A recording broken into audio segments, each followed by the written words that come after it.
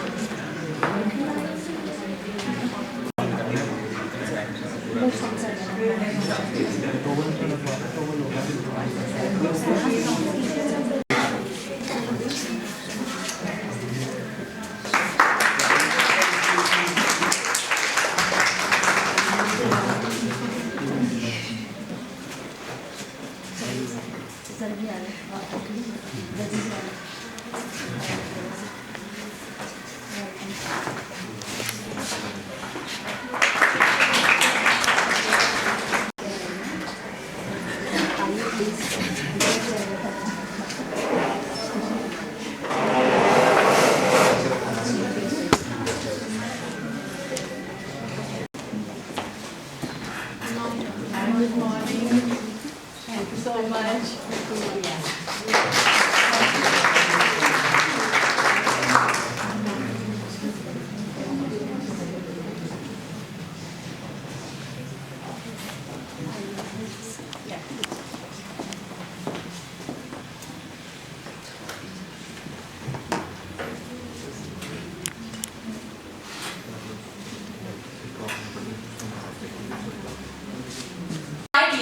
Make that one idea your life.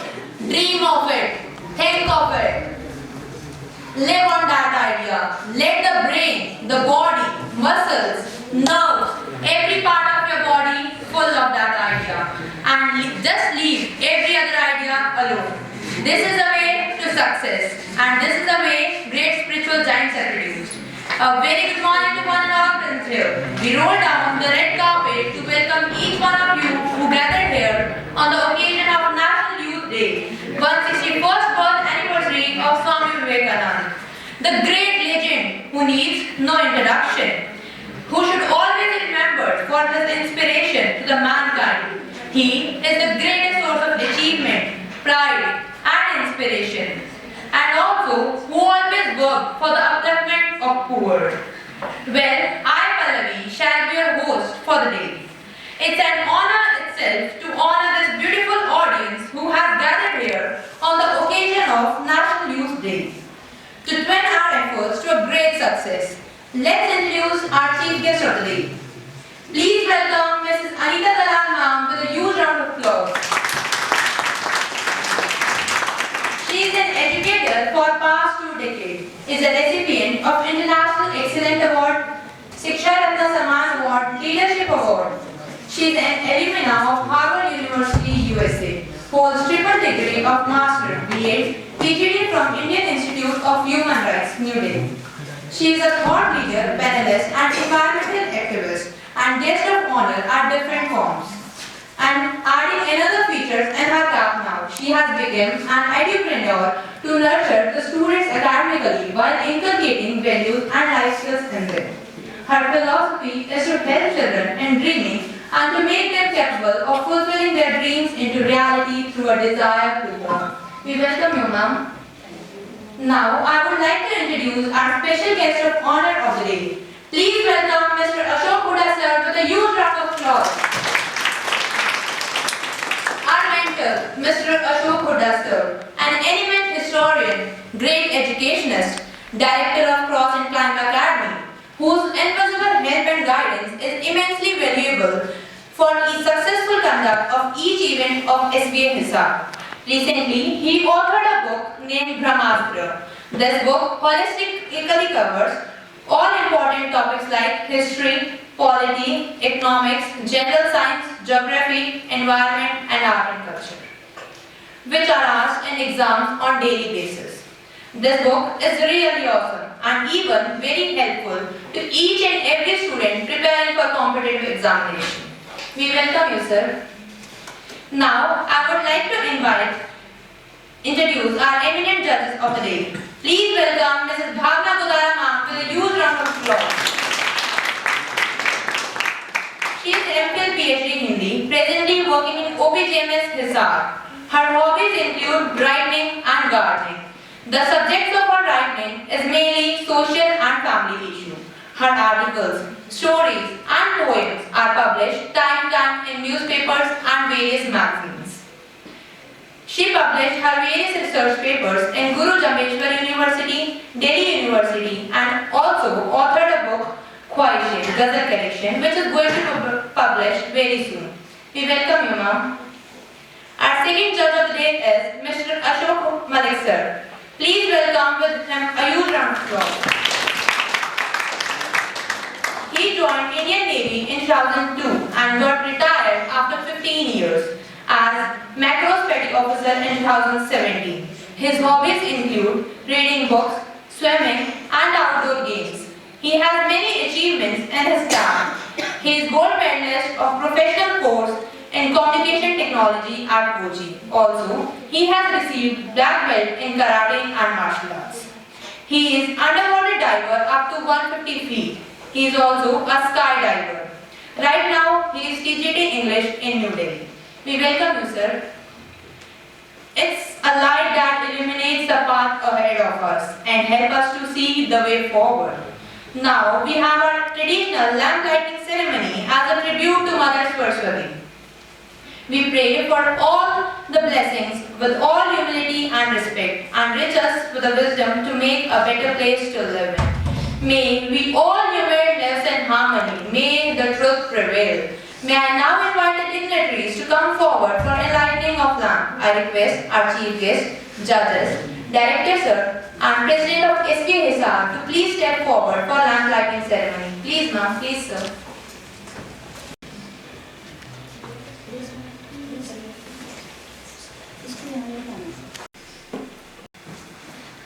शुभं करोति कल्याणं आरोग्यं धन संपदा शत्रुबुद्धि विनाशाय दीपो ज्योति नमोस्तुते दीपो ज्योति परम ब्रह्म दीपो ज्योति जनार्दन दीपो हरतु मे पापं दीपो ज्योति नमोस्तुते शुभं करोति कल्याणं आरोग्यं धन संपदा शत्रु बुद्धि विनाशाय दीपो ज्योति नमोस्तुते दीपो ज्योति परम ब्रह्म दीपो ज्योति जनार्दन दीपो हरतु मे पापं दीपो ज्योति नमोस्तुते.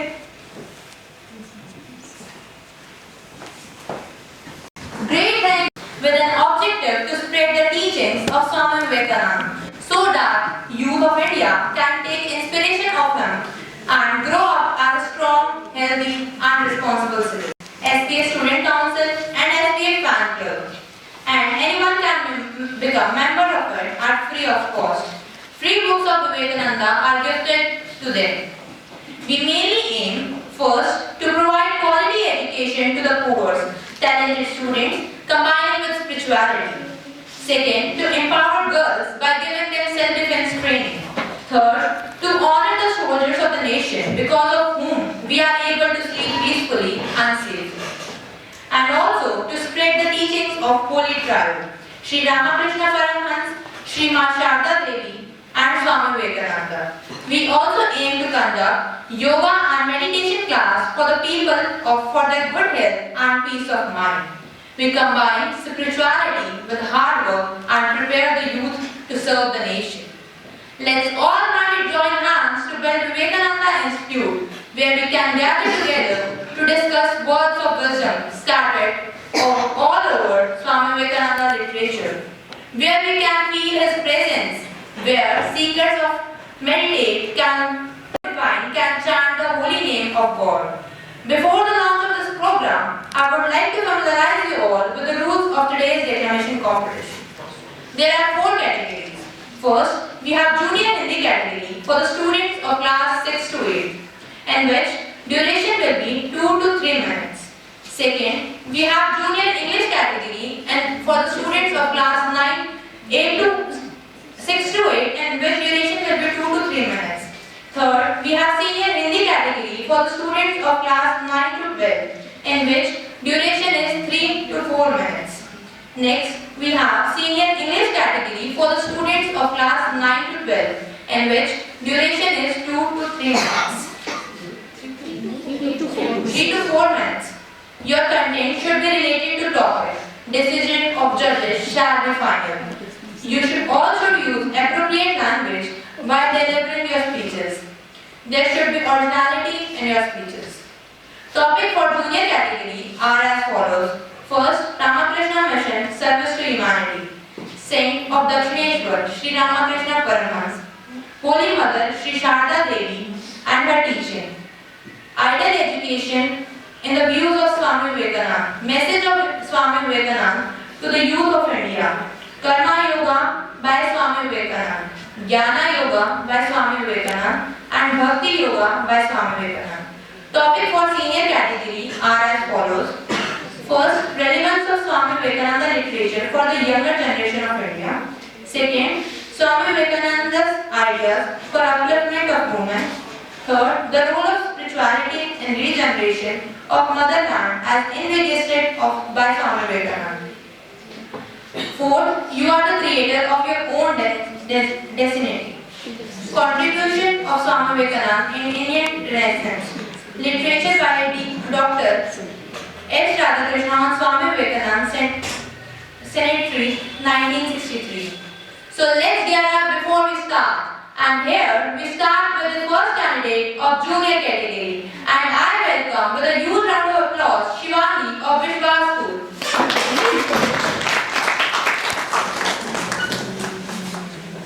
किसी दिन जब आपके सामने कोई समस्या न आए तो आप ये सुनिश्चित कर सकते हैं कि आप गलत मार्ग पर चल रहे हैं। इसी सुविचार के साथ मैं शिवानी कौशिक यहाँ सभा में मौजूद सभी प्रबुद्ध जनों का सादर अभिवादन करती हूँ। मेरे भाषण का शीर्षक है स्वामी विवेकानंद का युवाओं को संदेश और आशा है कि इस महान व्यक्तित्व के बारे में सुनकर आप उतना ही आनंद लेंगे जितना मुझे उनके बारे में बोलकर आएगा। कांटों भरी त्याग की राह पर चलकर दूसरों को प्रेरणा देने वाला व्यक्तित्व थे स्वामी विवेकानंद, जिनके शिकागो सम्मेलन में कहे हुए 5 जादुई शब्दों से पूरा हॉल तालियों से गूंज उठा था। उन्होंने अपमान का विष दिया, पर होठों से जो शब्द निकले वो केवल आभार के थे, कृतज्ञता के थे। देश के युवाओं को भी उन्होंने हमेशा ऐसे ही संदेश दिए जो आज भी उनमें ऊर्जा भरते थे। उन्होंने कहा, उठो, जागो और तब तक मत रुको जब तक अपने लक्ष्य की प्राप्ति ना हो जाए।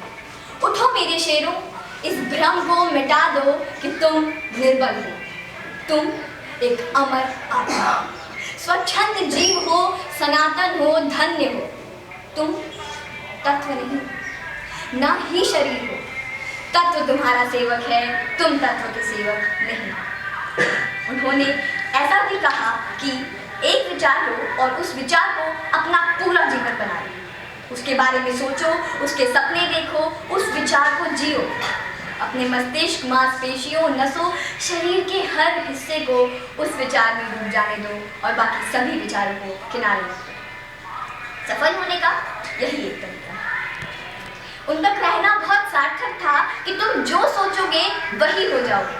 अगर तुम खुद को ताकतवर सोचते हो तो तुम ताकतवर हो जाओगे, अगर कमजोर तो कमजोर हो जाओगे। जिस तरह विभिन्न स्रोतों से उत्पन्न धाराएं अपना जल समुद्र में जाकर मिला देती हैं, उसी प्रकार मनुष्य द्वारा चुना हुआ हर मार्ग, चाहे अच्छा हो या बुरा, भगवान तक जरूर जाए। अंत में मैं केवल इतना कहूंगी कि इस महान व्यक्तित्व का अगर एक गुण भी हम अपने जीवन में उतार लें तो हमारा पूरा जीवन धन्य हो जाएगा। धन्यवाद। आपका दिन शुभ रहे। Please welcome Ranjan of Moga Devi Minda Memorial School. अगर किसी मकसद के लिए खड़े हो तो एक पेड़ की तरह, जियो तो एक बीज की तरह, ताकि दोबारा उठकर किसी मकसद के लिए जंग कर सको। सुप्रभात, मैं राजन आज आप सभी के समक्ष स्वामी जी का युवाओं के लिए संदेश पर अपने विचार व्यक्त करने जा रहा हूँ। स्वामी जी और उनकी बातें आज भी प्रसिद्धि की बुलंदियों पर हैं। आज भी हताश युवाओं के लिए स्वामी जी की बातें किसी औषधि से कम नहीं है।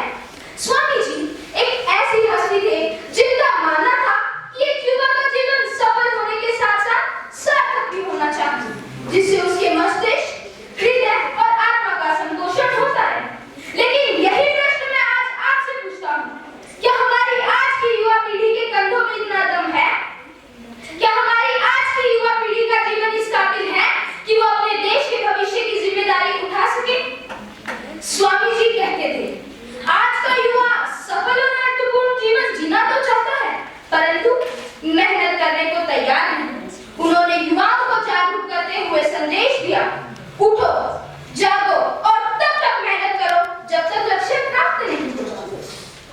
बार किसी व्यक्ति ने स्वामी जी से पूछा, स्वामी जी, सब कुछ खो देने से ज्यादा बुरा क्या हो सकता है? स्वामी जी ने मुस्कुराते हुए जवाब दिया, उस उम्मीद को खो देना जिसके दम पर हम सब कुछ पा सकते हैं। वे मानसिक रूप से सशक्त होने के साथ साथ शारीरिक रूप से भी मजबूत होने को कहते थे। उनके लिए गीता पढ़ना उतना ही महत्वपूर्ण था जितना फुटबॉल खेलना। उन्होंने युवाओं को उनकी अंतर शक्ति के बारे में बताते हुए कहा, ब्रह्मांड की सारी शक्तियां हमारे पास ही है, परंतु वो हम ही हैं जो अपनी आंखों पर हाथ रख लेते हैं। याद रखिए, संभव की सीमा जानने का केवल एक ही मार्ग है और वो है असंभव से भी आगे निकल जाना। ऐसी महान पंक्तियां देकर युवाओं को आगे बढ़ने का साहस देने वाली महान हस्ती को मेरा शत-शत नमन। तो अंत में अपनी वाणी को विराम देते हुए मैं यही कामना करता हूँ, कथानक व्याकरण समझे तो सुरभित छंद हो जाए, हमारे देश में फिर से सुखद मकरंद हो जाए। मेरे ईश्वर मेरे दाता मैं मांगता तुझसे, युवा पीढ़ी संभल कर विवेकानंद हो जाए, युवा पीढ़ी संभल कर विवेकानंद हो जाए। धन्यवाद एवं शुभ दिन। Delhi public school. जागो जागो भारत के युवावन, तुमको इतिहास बनाना है, मिलेगा अतुल आनंद तुम्हें, बस सोया विवेक जगाना है, सोया विवेक जगाना है। माननीय मुख्य अतिथि महोदय, प्रबुद्ध श्रोतागण, भारत के युवाओं को स्वामी विवेकानंद जी का संदेश, यही वह पावन विषय है जिसे मैंने आज की प्रतियोगिता में चुना है। लक्ष्यहीन हो रहे आज के भारतीय युवाओं के लिए जो भौतिक सुख के पीछे भागते हुए मानसिक तनाव और थकान झेल रहे हैं, उनके लिए स्वामी विवेकानंद जी द्वारा सुझाया गया आध्यात्मिक मार्ग बहुत ही कारगर साबित हो सकता है। आज के दौर में युवाओं के बेहतर भविष्य के लिए स्वामी विवेकानंद जी के विचार और भी प्रासंगिक हो गए हैं। भारत और दुनिया के युवाओं को प्रभावित करने वाले महापुरुषों में स्वामी विवेकानंद एक बड़ा नाम है। उनके शिकागो में 1893 में दिए गए भाषण ने उन्हें भारतीय दर्शन और अध्यात्म का अग्रदूत बना दिया। तब से लेकर आज तक उनके विचार युवाओं को प्रभावित करते आए हैं। आज के दौर में जब युवा नई नई समस्याओं का सामना कर रहे हैं, नए लक्ष्य तय कर रहे हैं और अपने लिए एक बेहतर भविष्य की आकांक्षा रख रहे हैं, तो स्वामी विवेकानंद जी के विचार भी प्रासंगिक हो जाते हैं। विवेकानंद जी का मानना था कि एक युवा का जीवन सफल होने के साथ साथ सार्थक भी होना चाहिए, जिससे कि उसके मस्तिष्क, हृदय और आत्मा का संपोषण भी होता रहे। सार्थक जीवन के विषय में उनके विचारों को 4 बिंदुओं में समझा जा सकता है: शारीरिक, सामाजिक, बौद्धिक और आध्यात्मिक संधान। स्वामी जी ने युवाओं से निर्भय बनने की अपील की। उन्होंने कहा कि सारी शक्ति तुम्हारे अंदर है, कभी भी यह मत सोचो कि तुम कमजोर हो, उठो, जागो और तब तक मत रुको जब तक लक्ष्य की प्राप्ति न हो जाए। स्वामी जी चाहते थे कि युवा अधिक से अधिक सामाजिक गतिविधियों में शामिल हो, जिससे न केवल समाज बेहतर बनेगा बल्कि इससे व्यक्तिगत विकास भी होगा। और उनका दृढ़ मंतव्य था कि युवाओं को अपने जीवन में आध्यात्मिकता का भाव अवश्य रखना चाहिए। स्वामी विवेकानंद जी ने कहा था कि एक बार यदि भारत का युवा पूरे संकल्प के साथ उठ खड़ा हुआ तो दुनिया की कोई ताकत उसे नहीं रोक सकती। आज हम देखते हैं कि उनकी यह भविष्यवाणी कई मायनों में सच हो रही है। आज भारत के कई युवा दुनिया भर में बड़े बड़े संस्थानों का नेतृत्व कर रहे हैं। स्वामी जी युवाओं को संस्कारवान बनाना चाहते थे। आज का युवा उन्हीं के बताए गए संस्कारों व पद्धतियों पर चलते हुए एक स्वर्णिम भारत का निर्माण करने में अपना योगदान दे सकता है। कथानक व्याकरण समझे तो सुरभित छंद हो जाए, हमारा देश फिर से सुखद मकरंद हो जाए। मेरे ईश्वर मेरे दाता मैं मांगती तुझसे, युवा पीढ़ी संभलकर विवेकानंद हो जाए, विवेकानंद हो जाए। जय Hind. Superb, Radhika. Please welcome Rihanna of Small Wonder School. निर्धन, शोषित, पीड़ित के प्रति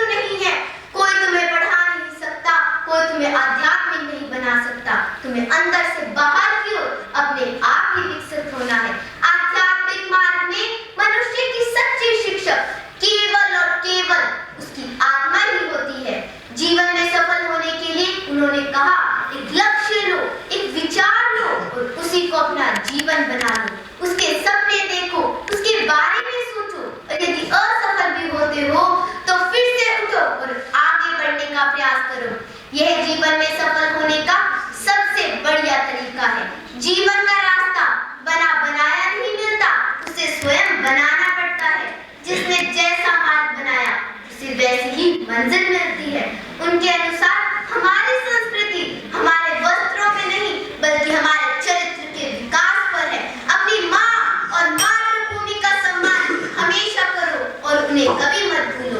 अंत में मैं युवा वर्ग से यही कहना चाहूंगी कि चलना है पच्चीनों पर तो चलो विवेकानंद से, बनना है यदि किसी के जैसा तो बनो विवेकानंद से। देश प्रेम और निस्वार्थ सेवा सीखो विवेकानंद से। जीना है यदि इस जीवन को तो जियो विवेकानंद से। जागो भारत का युवा वर्ग, तुमको इतिहास बनाना है, मिलेगा अतुल आनंद तुम्हें। बस सोया विवेक जगाना है, बस सोया विवेक जगाना है। धन्यवाद। Please welcome Government of St. Mary School. सत्य और संस्कृति हुए पाकर तुम्हें महान कदम मिलाकर चल पड़े। धर्म और विज्ञान समाज को नई दिशा व दशा देने वाले सभी बुद्धिजीवियों को मेरा स्वागत था। आज मैं गर्वित आप सभी सुधी श्रोताओं के समक्ष भारत के युवाओं के नाम स्वामी विवेकानंद जी के संदेश को लेकर प्रस्तुत हूँ। स्वामी विवेकानंद जी ने प्रत्येक भारतीय के लिए संदेश दिया था कि उठो, जागो और तब तक प्रयत्न करो कि जब तक लक्ष्य प्राप्त न हो। उनका कहना था कि संघर्ष से तुम करो मित्रता, संघर्ष से तुम करो मित्रता, चुनौतियों का तुम शिकार करो, थमना रुकना है कार्यों का काम, मेहनत से अपना चमत्कार करो, मेहनत से अपना चमत्कार करो। स्वामी विवेकानंद जी ने युवाओं को जागरूक करते हुए कहा कि हे मेरे युवा बंधु, तुम बलवान, तेजस्वी, दृढ़ विश्वासी व निष्कपट बनो। हे भाइयों, हम सभी को इसमें कठिन परिश्रम करना होगा, यह रोने का समय नहीं है। मेरा विश्वास युवा पीढ़ी में है, जो सिंहों की भांति समस्त समस्या का हल निकालेंगे। वे एक केंद्र से दूसरे केंद्र में तब तक फैलेंगे जब तक कि हम संपूर्ण भारत पर नया छा जाए। तुम्हें मुझ पर विश्वास है तो मैं कहूंगा कि तुम में से प्रत्येक का भविष्य उज्जवल है। तुम अपने ऊपर अगाध अटूट विश्वास रखो कि तुम्हारी आत्मा में अनंत शक्ति विद्यमान है, तभी तुम सारे भारतवर्ष को पुनर्जीवित कर सकोगे। चरित्रवान, बुद्धिमान, दूसरों के लिए सर्वस्व त्यागी तथा आगे का युवाओं पर ही हमारे देश का भविष्य निर्भर है। हे भाइयों, जो सोचोगे वही बन जाओगे। यदि तुम खुद को कमजोर सोचोगे तो कमजोर बन जाओगे, किंतु यदि तुम खुद को ताकतवर सोचोगे तो ताकतवर बन जाओगे। ब्रह्मांड की सारी शक्तियां पहले से ही हमारी हैं। वो हम ही हैं जो पहले अपनी आंखों पर हाथ रख लेते हैं और रोते हैं कि कितना अंधकार है। हे मेरे युवा बंधु, शक्ति ही जीवन है, कमजोरी ही मृत्यु है, और कोई भी व्यक्ति तब तक भौतिक जीवन का सुख नहीं ले सकता जब तक कि वह ताकतवर नहीं है। एक युवा का जीवन सफल होने के साथ साथ सार्थक भी होना चाहिए, जिससे उसके मस्तिष्क, हृदय और आत्मा का संपोषण होता रहे। जिनके हृदय में उद्यम की आकांक्षा नहीं, शरीर में शक्ति नहीं और नया मन में साहस, वे क्या काम करेंगे। मैं चाहता हूँ कि मेरे सभी बच्चे मेरे से 100 गुना बने। अंत में मैं कहना चाहूंगा कि जागो भारत का युवा वर्ग, जागो भारत का युवा वर्ग, तुम्हें इतिहास बनाना है, मिलेगा अतुल आनंद तुम्हें। बस सोया विवेक जगाना है, बस सोया विवेक जगाना है। धन्यवाद। Incredible graduates, please welcome Nishita of IDDA Public School.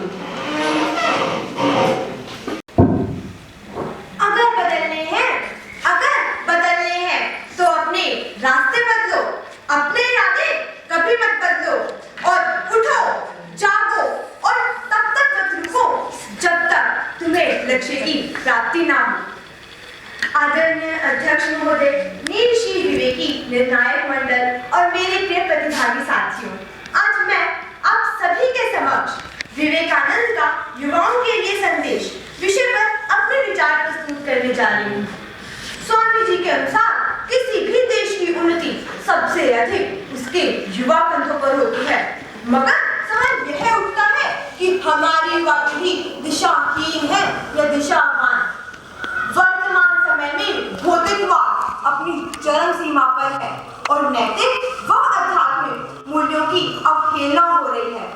ऐसे में स्वामी विवेकानंद के प्रेरणादायक विचार किसी भी युवा के जीवन में संजीवनी का काम करते हैं।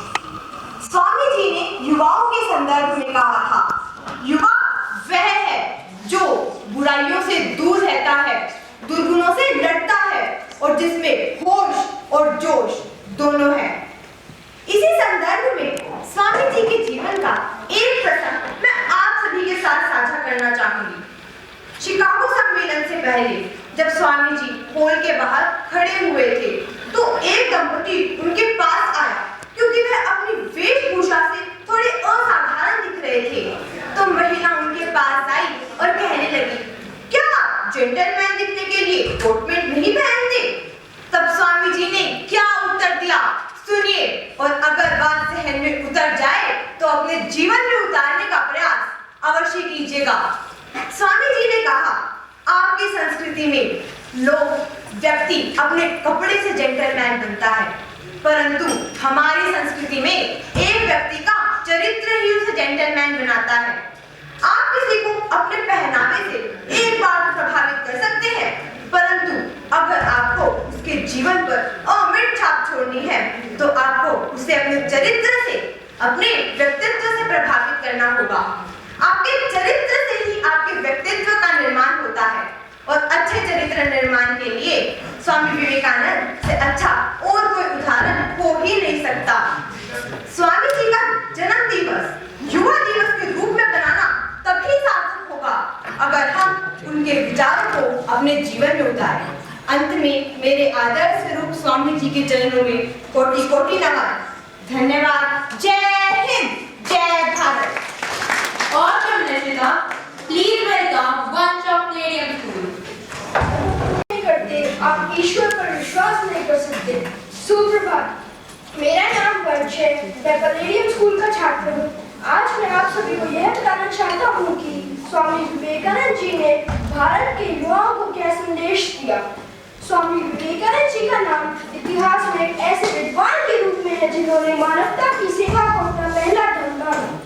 उनके शिकागो में वर्ष 1893 में दिए गए भाषण ने उन्हें भारतीय दर्शन और अध्यात्म का अग्रदूत बना दिया।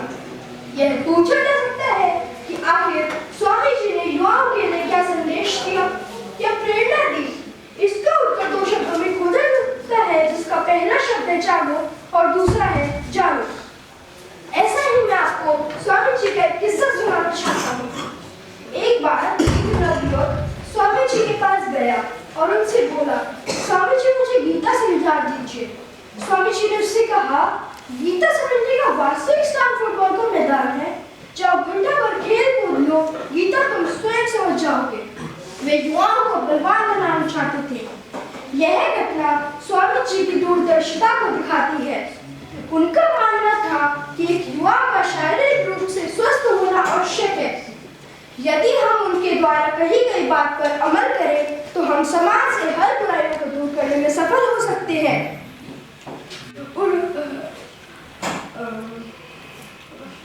हमें ऐसी शिक्षा चाहिए जो चरित्र का निर्माण करे, मन को मजबूत करने और आध्यात्मिक चेतना विकसित करने में मदद करती है। सफलता और असफलता दोनों हमारे जीवन का हिस्सा है, परंतु कोई भी शाश्वत नहीं है। जब आप व्यस्त होते हैं तो सब काम आसान सा लगता है, परंतु आलसी होने पर कुछ भी आसान नहीं लगता। उन विचारों और ज्ञान को स्वीकार करने की आवश्यकता है जो आपको कमजोर करते हैं, और उन विचारों को दूर करने की जरूरत है जो आपको मजबूत बनाते हैं। धन्यवाद। आपका दिन शुभ हो। Amazing one. Please welcome Sanskrit of Army Public. जियो तो एक बीज की तरह, ताकि दोबारा उठकर उसी मकसद के लिए फिर से जंग कर सको। सभा में उपस्थित सभी प्रबुद्धजनों को मेरा यथा योग्य प्रणाम। आज मैं संस्कृति युवा दिवस के इस गौरवपूर्ण अवसर पर स्वामी विवेकानंद जी द्वारा दिए गए युवाओं के लिए संदेश को अपनी वाणी के माध्यम से आप सभी तक पहुंचाने हेतु आपके समक्ष उपस्थित हूँ। दोस्तों, हमारी दुनिया बिल्कुल वैसी है जैसा कि हम अंदर से सोचते हैं। हमारे विचार ही चीजों को सुंदर और बदसूरत बनाते हैं। पूरा संसार हमारे अंदर समाया हुआ है, बस जरूरत है चीजों को सही रोशनी में रख कर देखने की। स्वामी विवेकानंद जी ने मात्र 39 साल जीवन जिया, लेकिन इन 39 सालों में उन्होंने इस दुनिया को, देश को इतने अच्छे और शानदार विचार दिए हैं कि यदि आप उनमें से किसी एक पर भी अमल कर ले तो शायद आपकी जिंदगी हमेशा के लिए बदल जाए। स्वामी जी द्वारा कही गई यह बात बहुत प्रसिद्ध है, उठो, जागो और तब तक मत रुको जब तक कि लक्ष्य की प्राप्ति ना कर लो। एक समय की बात है, जब स्वामी जी अपने आश्रम में विश्राम करके उठे तो एक व्यक्ति उनके चरणों में गिर गया और कहने लगा कि मुझे समझाइए स्वामी जी, मैं कैसे अपनी जिंदगी की मंजिल तक पहुंचूं। स्वामी जी ने कहा, ये मेरा पालतू कुत्ता है, इसे थोड़ी देर के लिए घुमा कर लाइए, फिर आपसे बात करते हैं। उस व्यक्ति के वापस आने पर स्वामी जी ने उससे पूछा कि आप तो बिल्कुल भी थके हुए नहीं लग रहे हो, पर यह कुत्ता इतना हाँफ क्यों रहा है? उस व्यक्ति ने कहा, स्वामी जी मैं तो सीधा सीधा अपने रास्ते पर चल रहा था, जबकि आपका कुत्ता जहां भी कोई चीज देखता उधर ही दौड़ने लग जाता, इसी कारण यह थककर हाँफने लगा। स्वामी जी ने कहा, बस इसी घटना में तुम्हारे जीवन का सार है। तुम्हें तुम्हारी मंजिल सामने दिख रही है, लेकिन तुम भी उसे गुजरकर दूसरी चीजों के पीछे इधर उधर भागने लग जाते हो। अगर तुम ऐसे ही दौड़ते रहोगे तो बहुत जल्दी थक जाओगे, लेकिन अगर सीधे चलते रहोगे तो अपनी मंजिल तक जरूर पहुंचोगे। दोस्तों, स्वामी जी कहते थे कि सब कुछ खोने से ज्यादा बुरा उस उम्मीद को खो देना है जिसके भरोसे हम सब कुछ वापस पा सकते हैं। चिंतन करो, चिंता नहीं, नए विचारों को जानते। जब तक जीना तब तक सीखना। स्वामी जी के जीवन से सीखने के लिए इस दुनिया में बहुत कुछ है जो इस दुनिया को ही बदल सकता है। अंत में मैं स्वामी जी के इन शब्दों के साथ विराम देना चाहूंगी। अपनी स्थिति को देखिए, परखिए और अपने जीवन को जीने योग्य बनाइए। अपना ये जीवन व्यर्थ न जाने दीजिए, आज से ही कदम बढ़ा दीजिए। धन्यवाद। जय हिंद, जय Bharat. You are really commendable, Sanskrit. After listening to all your wonderful speeches, I can really say that there were times in olden days when prophets were many in society. The time is to come when prophets will walk through every street in every city in the world. Now we have junior English category, and I welcome with a huge round of applause Simran of Vishwas School.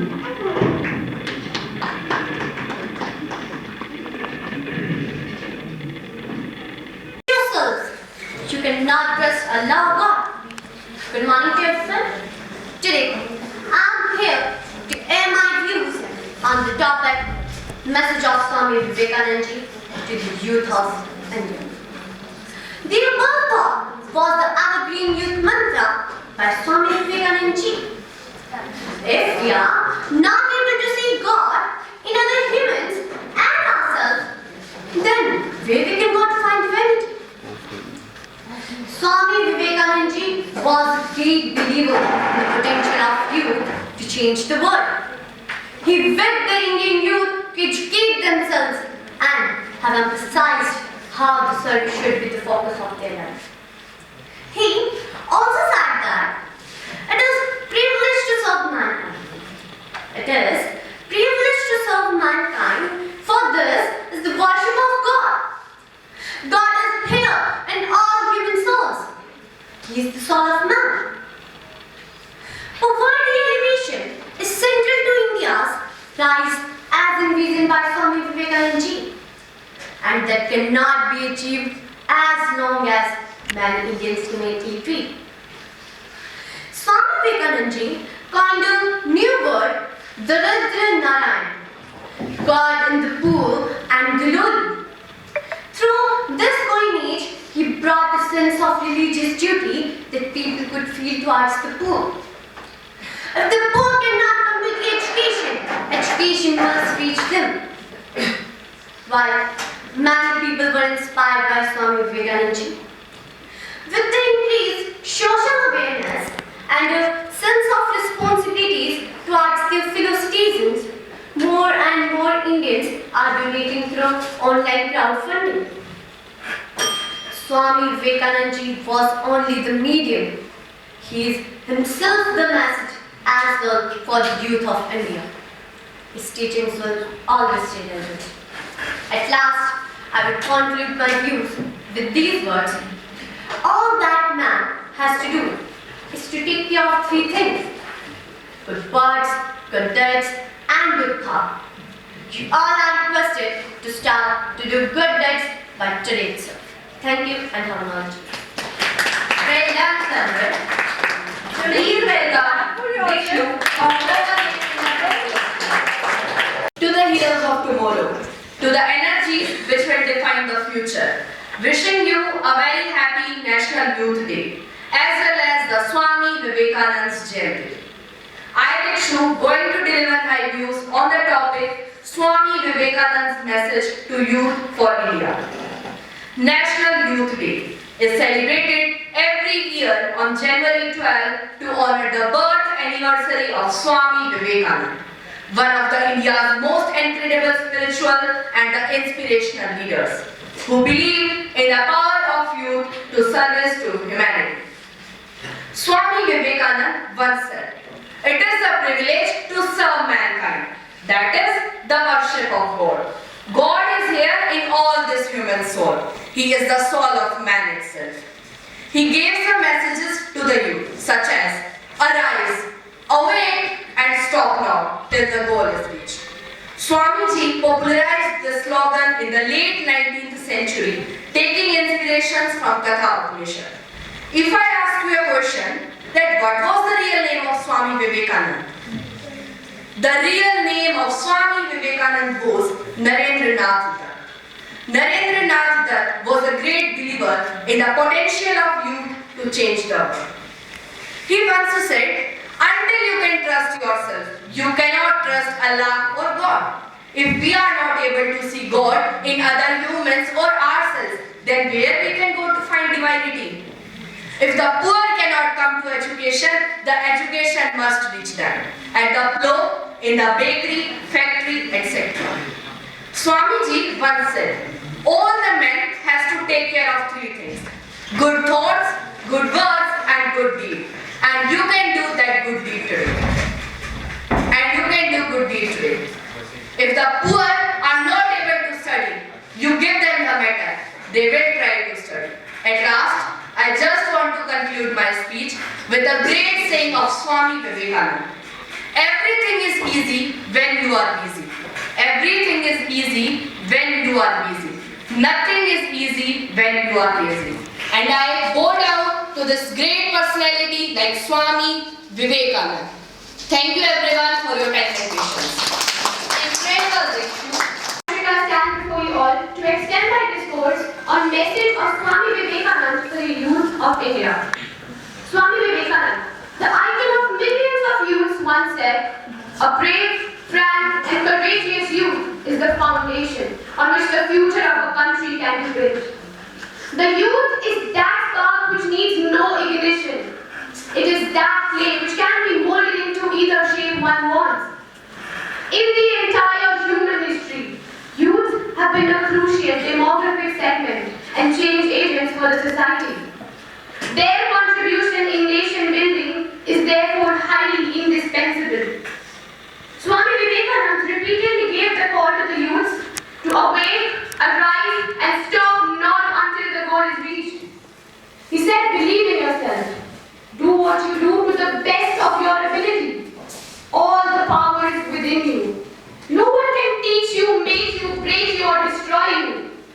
No one but you yourself.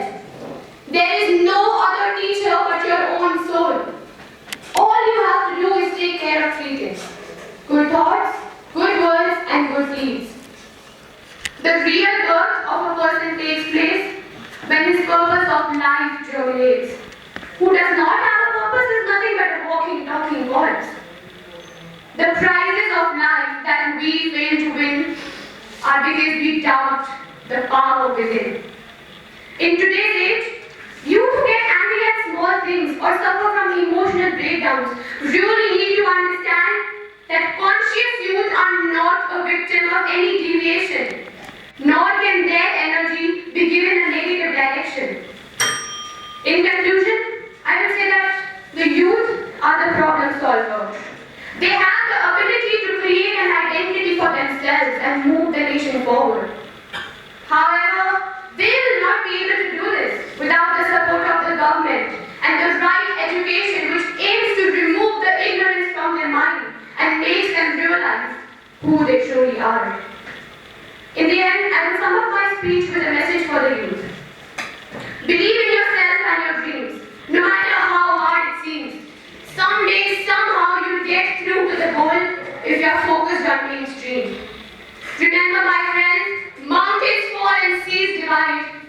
for those who ride with pride. Thank you everyone and have a wonderful day ahead. Amazing, Harshita. Please welcome Swami of Small Wonder Public School.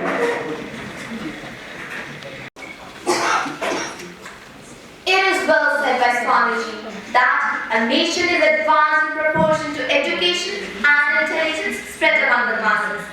Respected jury members, all dignitaries, teachers, and my dear fellow participants, I wish you all a pleasant morning. I, Soumya, is standing before you to share my thoughts on the topic, the ideal education in the view of Swami Vivekanand. Swami Vivekanand firmly believed that education is something more than merely passing examination or getting some employment. He said, what is education? Is it book learning? No. Is it diverse knowledge? Not even that. The training by which the current and expression are brought under control and become fruitful is called education. He further said to me, the very essence of education is the concentration of mind, not the collecting of facts. If I had to do my education all over again, I would not study the facts at all. I would develop the power of concentration and detachment, and then with a perfect instrument, I would collect all the facts at will. So education, if it has to be complete and worldwide, must train students in the values of cultural and spiritual dimension. It must train the mind and strengthen the willpower of the student. It must transmit the power and infuse inspiration from the lives of innumerable heroes, saints, and sages to have life-building, man-making, and character-making assimilations of ideas. He wanted that education by which a character is formed, strength of mind is increased, intellect is expanded, and by which one can stand on one's own feet. Thus, Swamiji saw that in order to serve the masses and uplift the society, it was necessary to spread both secular and spiritual education. By spiritual education, he meant expanding the consciousness of the soul, deepening the emotions of the heart that feels for others and selflessly serves them. In true with this philosophy, Swamiji defines education as the manifestation of the perfection already in men. The aim of education is to manifest in our life the perfection which is the very nature of our inner self. At the end, I would like to conclude by quoting him. Education is not the amount of information that is put into your mind and runs right there undigested all your life. Thank you all for supporting me and have a great day ahead. Really awesome. Please welcome Pool of IDDAV Public School. Good morning everyone, I am Pooja of class 6. Today I am present here to share my views on the topic Ideal Education in the views of Swami Vivekananda. Swami Vivekananda believed education is the manifestation of perfection already in men. Education is not the amount of information that is put into your brain and runs right there. We must have life-building, man-making, character-making, assimilation of ideas. If you have assimilated these ideas, you have more education than any man who has got by heart a whole library. He also prescribed for every pupil to study the various branches of modern science and equally give importance in Western technology and engineering. He wished the teacher and the pupil to go out and learn from outside, not only within India but to other countries too, so that they can communicate with each other and be able to share our knowledge and philosophy with the people of other countries. Vivekananda visualized to Indianize Indian education. He also wanted to spread mass education through mother tongue so that it will reach to everyone. There is no chance of the welfare of the world unless the condition of women is improved. He was highly impressed to see the women of progressive countries like America, England and Japan working with men. R.C. Majumdar. R.C. Majumdar has rightly said, Vivekananda combined in himself the role of a great saint and favorite nationalist. We want education by which character is formed, strength of mind is increased, the intellect is expanded, and by which one can stand on one's own feet. Thank you and have a wonderful day. You are really commendable. Please welcome Vanya of Jayanti. जिस शिक्षा से हम अपना जीवन निर्माण कर सके, मनुष्य बन सके और चरित्र गठन कर सके, वास्तव में वही शिक्षा कहलाने के योग्य है। Greetings of the day. I am Vanya here to present Swami Vivekanand's views on ideal education. I think everyone is surprised to hear his view, as I was supposed to present my speech in English, but that also reminds me an incident about the life of Swami Vivekananda. When he went to Chicago for his speech, an English gentleman came to him and said good morning. Swamiji replied him by saying namaste. Then the Englishman said namaste to Swamiji, but then Swamiji replied him good morning. The man was not able to understand it, so he asked Swamiji, why do you do that? So Swamiji replied, when you said good morning to respect your mother tongue, I said namaste to respect my mother tongue. At the same time, when you said namaste to respect my mother tongue, I said good morning to respect your mother tongue. So the first lesson we got is that we should respect our traditions and culture.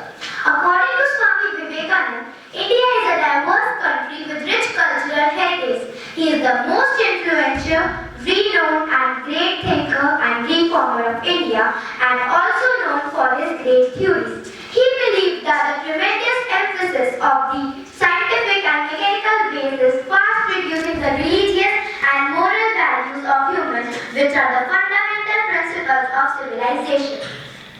He defined education as the manifestation of perfection already existing in humans. Let me tell you another incident related to the life of Swami Vivekananda. While he was in America, some boys were standing on the bridge trying to shoot eggshells floating in the water, but they almost missed every chance. Vivekananda, who was watching them from a distance, came forward and took the gun and fired for 12 times. And every time he fired, he hit the eggshell.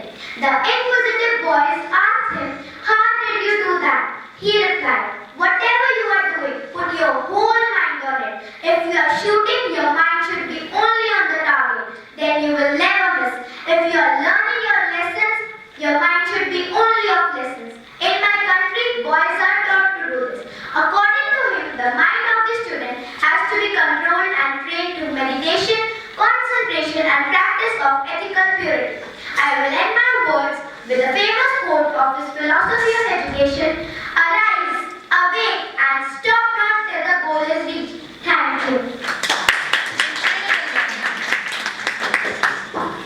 Incredible Vanya. Please welcome Riya of Army Public School. Greetings to one and all present here. Today I, Riya of Army Public School Hisar, stand before you to speak on Swami Vivekananda's message to the youth. Man is the architect of his own destiny.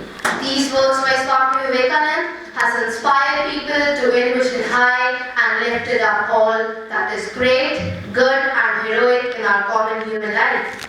We all know that Swamiji was a symphony of many melodies. His hope and confidence lay in the youth of the country. He talked about three essential requirements from the youth. The first is faith in oneself and faith in God. The second is need for feelings for the poor and willingness to be useful to fellow beings. And the third is the will to surmount the mountain high obstructions. According to his opinion, character is to be inculcated first and foremost in the youth. They should actively cultivate their health and strength of the body and mind through physical exercises and yoga, pranayama and meditation. He talked about the development of willpower to to encounter problems and challenges in life. He said, willpower is self-discipline in action, to make yourself do what you should do, when you should do, and whether you feel like doing it or not. Swamiji, just like father of our nation, encouraged the people to give importance to the dignity of labor.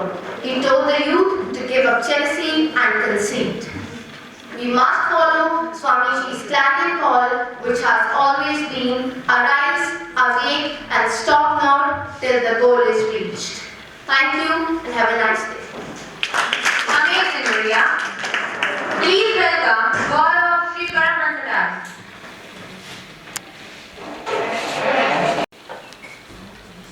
Greeting everyone. Swami Vivekananda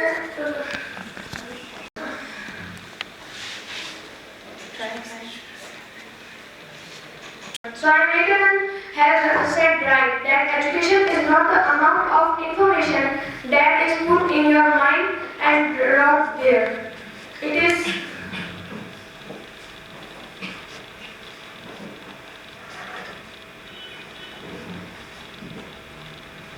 To make ourselves happy is to see others happy. Now, I would like to call upon the participants of senior Hindi category. Please welcome Kushi of Vishwas School.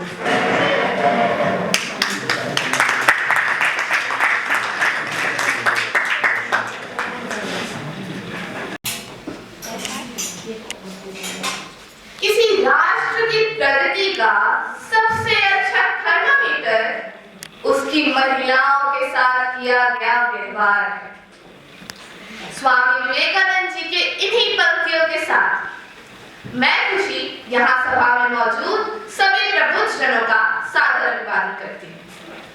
आज हम जानेंगे कि स्त्रियों के उत्थान के लिए स्वामी विवेकानंद जी के क्या विचार थे। महिला हमेशा से ही भारतीय सभ्यता की जीवन शक्ति रही है और इसलिए उन्हें इसके सदियों पुराने सभ्यतागत मूल्यों, परंपराओं और संस्कृति के अभिव्यक्ति के रूप में देखा जाता है। परंतु एक दौर था जब हमारे यहाँ नारी प्रताड़ना अपने चरम पर थी। राजा राम मोहन राय जी ने सदियों से चली आ रही सती प्रथा का उन्मूलन कर दिया था, जिसे 1829 में अंग्रेजों ने भारत में गैर कानूनी घोषित कर दिया। परंतु क्या वास्तव में इसके बाद भारत में नारी प्रताड़ना का अंत हो गया? जी नहीं। कहते हैं साधु, संत, महात्माओं और मनीषियों का जन्म यूं ही अकारण नहीं होता, बल्कि ईश्वर उन्हें किसी विशेष प्रयोजन के लिए धरती पर भेजता है। ऐसे ही एक महापुरुष को 12 जनवरी 1863 में ईश्वर ने धरती पर भेजा, जिसका नाम था नरेंद्र दत्त, जो कालांतर में स्वामी विवेकानंद के नाम से जाने गए। स्वामी जी के मन में गरीबों, दीन दुखियों और स्त्रियों के लिए अपार श्रद्धा थी। उनका यह विश्वास था कि स्त्रियां पुरुषों के समान हैं और दोनों जातियों को मिलकर राष्ट्र की प्रगति के लिए प्रयास करने चाहिए। जब उन्होंने भारत में नारी प्रताड़ना के बढ़ते हुए प्रकोप को देखा, तो उन्होंने लंदन में रह रही अपनी भगिनी, अपनी परम शिष्या भगिनी विविधता को भारत में बुलाया और उन्हें एक उत्तरदायित्व सौंपते हुए कहा कि जिस राष्ट्र या जिस घर में महिलाओं की स्थिति ठीक नहीं है, उस घर या उस परिवार की उन्नति की आशा करना व्यर्थ है। इसलिए सर्वप्रथम महिलाओं की स्थिति में सुधार लाओ, उन्हें समर्थ बनाओ, उनमें आत्मविश्वास जगाओ, उन्हें शिक्षित करो और उन्हें सम्मान दिलाओ। स्वामी विवेकानंद जी ने समाज को यह समझाया कि नारियां ही समाज और परिवार की केंद्र बिंदु है, इसलिए उनका उद्धार करना होगा, सर्वसाधारण को जगाना होगा, तभी तो भारत का कल्याण होगा। अंत में स्वामी विवेकानंद जी के एक विचार के साथ अपनी वाणी को विराम देना चाहूंगी कि दुनिया के कल्याण का कोई अवसर महिलाओं की स्थिति में सुधार ना हो, क्योंकि एक पक्षी के लिए केवल एक पंख पर उड़ना संभव नहीं। धन्यवाद, आपका दिन शुभ हो। और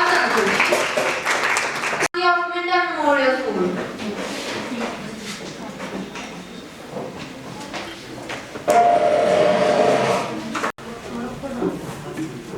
वृक्षवत के नीचे खड़े होकर जब हम विस्मय विमुग्ध हो उसके विस्तृत आयतन की ओर देखते हैं, तब क्या हम कभी सोच भी पाते हैं कि वह विराट वृक्ष कभी एक छोटे से बीज के अंदर छिपा हुआ था। उसी प्रकार 12 जनवरी 1863 ईस्वी में विश्वनाथ दत्त व भुवनेश्वरी देवी के घर में एक शिशु का जन्म हुआ। उस समय उसे देखकर कौन सोच पाया होगा कि मात्र 39 वर्ष के जीवन काल में एक ऐसी आश्चर्यजनक प्रतिभा का, एक ऐसी महान शक्ति का विकास होगा जो देश या काल की मर्यादा के भीतर तक सीमाबद्ध नहीं रहेगा, बल्कि सर्वदा भिन्न भिन्न समय के हर परिस्थिति में पले प्रत्येक नर व नारी में लोक कल्याण की सपूर्ति जगाता रहेगा। उस समय तो किसी ने सोचा भी नहीं होगा कि यह नरेंद्रनाथ दत्त विश्व विनेय स्वामी विवेकानंद बनेगा। सुप्रभात, मैं मानसी आज आपके समक्ष भारतीय युवा पीढ़ी पर स्वामी विवेकानंद के विचारों की प्रासंगिकता प्रस्तुत करने जा रही हूँ।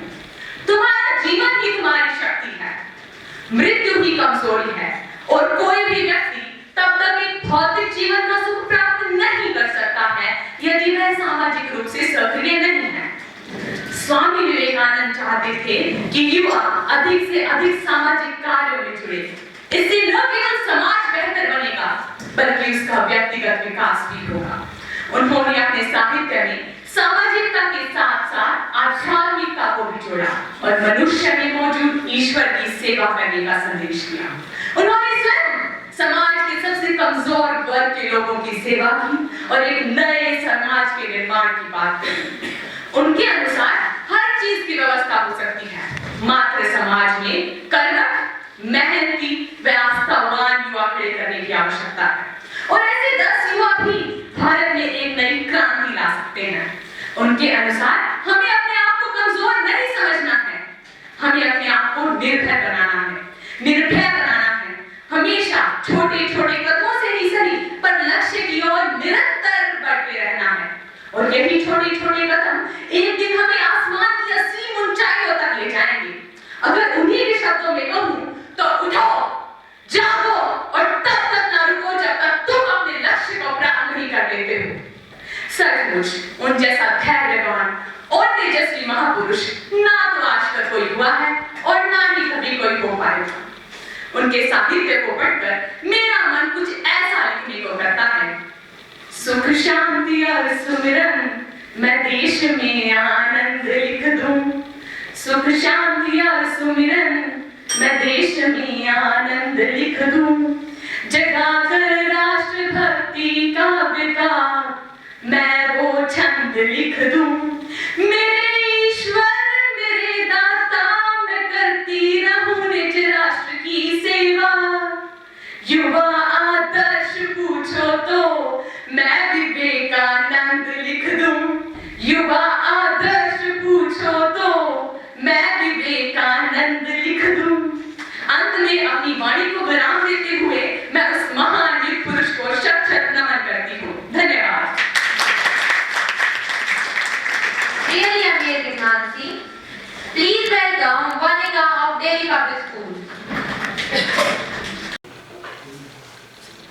तुमने ही संदेश दिया लोगों को उठकर कुछ कर दिखलाने का, सोए राष्ट्र की अंतरात्मा फिर से आज जगाने का। ऐसे ही वीरों से बढ़ता भारत माँ का सम्मान है, ऐसे ही वीरों से बढ़ता भारत माँ का सम्मान है। हे युग पुरुष तुम्हें कोटि कोटि प्रणाम है, हे युग पुरुष तुम्हें कोटि कोटि प्रणाम है। सम्मानित मंच को मेरा प्रणाम। सौपस्थित नीशी विवेकी, निर्णायकगण और उपस्थित श्रोतागण, आप सभी को मेरा सादर नमस्कार। आज ईश्वर कृपा से मुझे इस मंच के माध्यम से एक महान व्यक्ति के व्यक्तित्व और कृतित्व के बारे में कुछ कहने का अवसर मिला है। स्वामी जी की प्रासंगिकता के साहित्य के बारे में कुछ कहना अपने आप में सूर्य को दीपक दिखाने जैसा है, किंतु यह सत्य है भारत की युवा पीढ़ी प्राचीन भारत से लेकर वर्तमान भारत तक अगर किसी महापुरुष ने प्रभावित की है तो वे है स्वामी विवेकानंद जी। उठो जागो और तब तक नहीं रुको जब तक तुम अपने लक्ष्य को प्राप्त नहीं कर लेते। उठो और इस भ्रम को मिटा दो कि तुम निर्बल हो। स्वामी जी की इस ओजस्वी वाणी से न जाने कितने युवाओं में ऊर्जा का संचार हुआ। उनका व्यक्तित्व ही कुछ ऐसा है कि वे आज भी हर भारतीय युवा के लिए आदर्श है। उनके नियमों और विचारों का अगर कोई युवा पालन करता है तो वह बड़ी आसानी से अपने जीवन में सफलता को पा सकता है। स्वामी जी ने अपने साहित्य में कई सारे प्रेरणादायक संदेश युवाओं को दिए, जैसे ब्रह्मांड की सारी शक्तियां पहले से ही हमारे भीतर है, वो हम ही है जो अपनी आंखों पर हाथ रख कहते हैं अंधेरा है अंधेरा है अंधेरा है। अर्थात सारी शक्तियां पहले से ही हमारे पास होती हैं, हम व्यक्त नहीं उन्हें बाहर ढूंढने का प्रयास करते हैं। स्वामी जी ने कहा असली वह वही है जो दूसरों के जीवन के लिए काम आता है, दूसरों के जीवन के लिए काम आता है। स्वामी जी ने अपने साहित्य में विशेष तौर पर युवाओं को संबोधित करते हुए कहा, एक विचार लो, उस विचार के बारे में सोचो, उस विचार के सपने देखो, उस विचार को अपना जीवन बना लो। यही सफल होने का एकमात्र तरीका है। जो तुम सोचोगे वो तुम हो जाओगे। अगर अपने आप को ताकतवर सोचोगे तो ताकतवर हो जाओगे, अगर अपने आप को कमजोर सोचोगे तो कमजोर हो जाओगे। स्वामी जी ने कहा आजकल की युवा पीढ़ी के हालात हैं, जोश है पर होश नहीं, डिग्रियां ले रहे हैं पर बगैर चरित्र निर्माण के। स्वामी जी का कहना था असली वह वही है जो दूसरों के जीवन के लिए काम आता है, दूसरों के जीवन के लिए काम हो। विनम्र बनो, शक्तिशाली बनो, जब तक जीना तब तक सीखना, यही उनकी प्रासंगिकता को दर्शाता है। स्वामी जी ने कहा हम अपने जीवन के निर्माता स्वयं हैं, जो हम बोते हैं वही हम काटते हैं, इसलिए अपने कर्मों पर ध्यान दो। स्वामी जी कहते थे कि संभव की सीमा को जानने का सबसे बड़ा तरीका है असंभव की सीमा को पार करने में। अंत में अपनी वाणी को इन पंक्तियों के साथ विराम देती हूँ।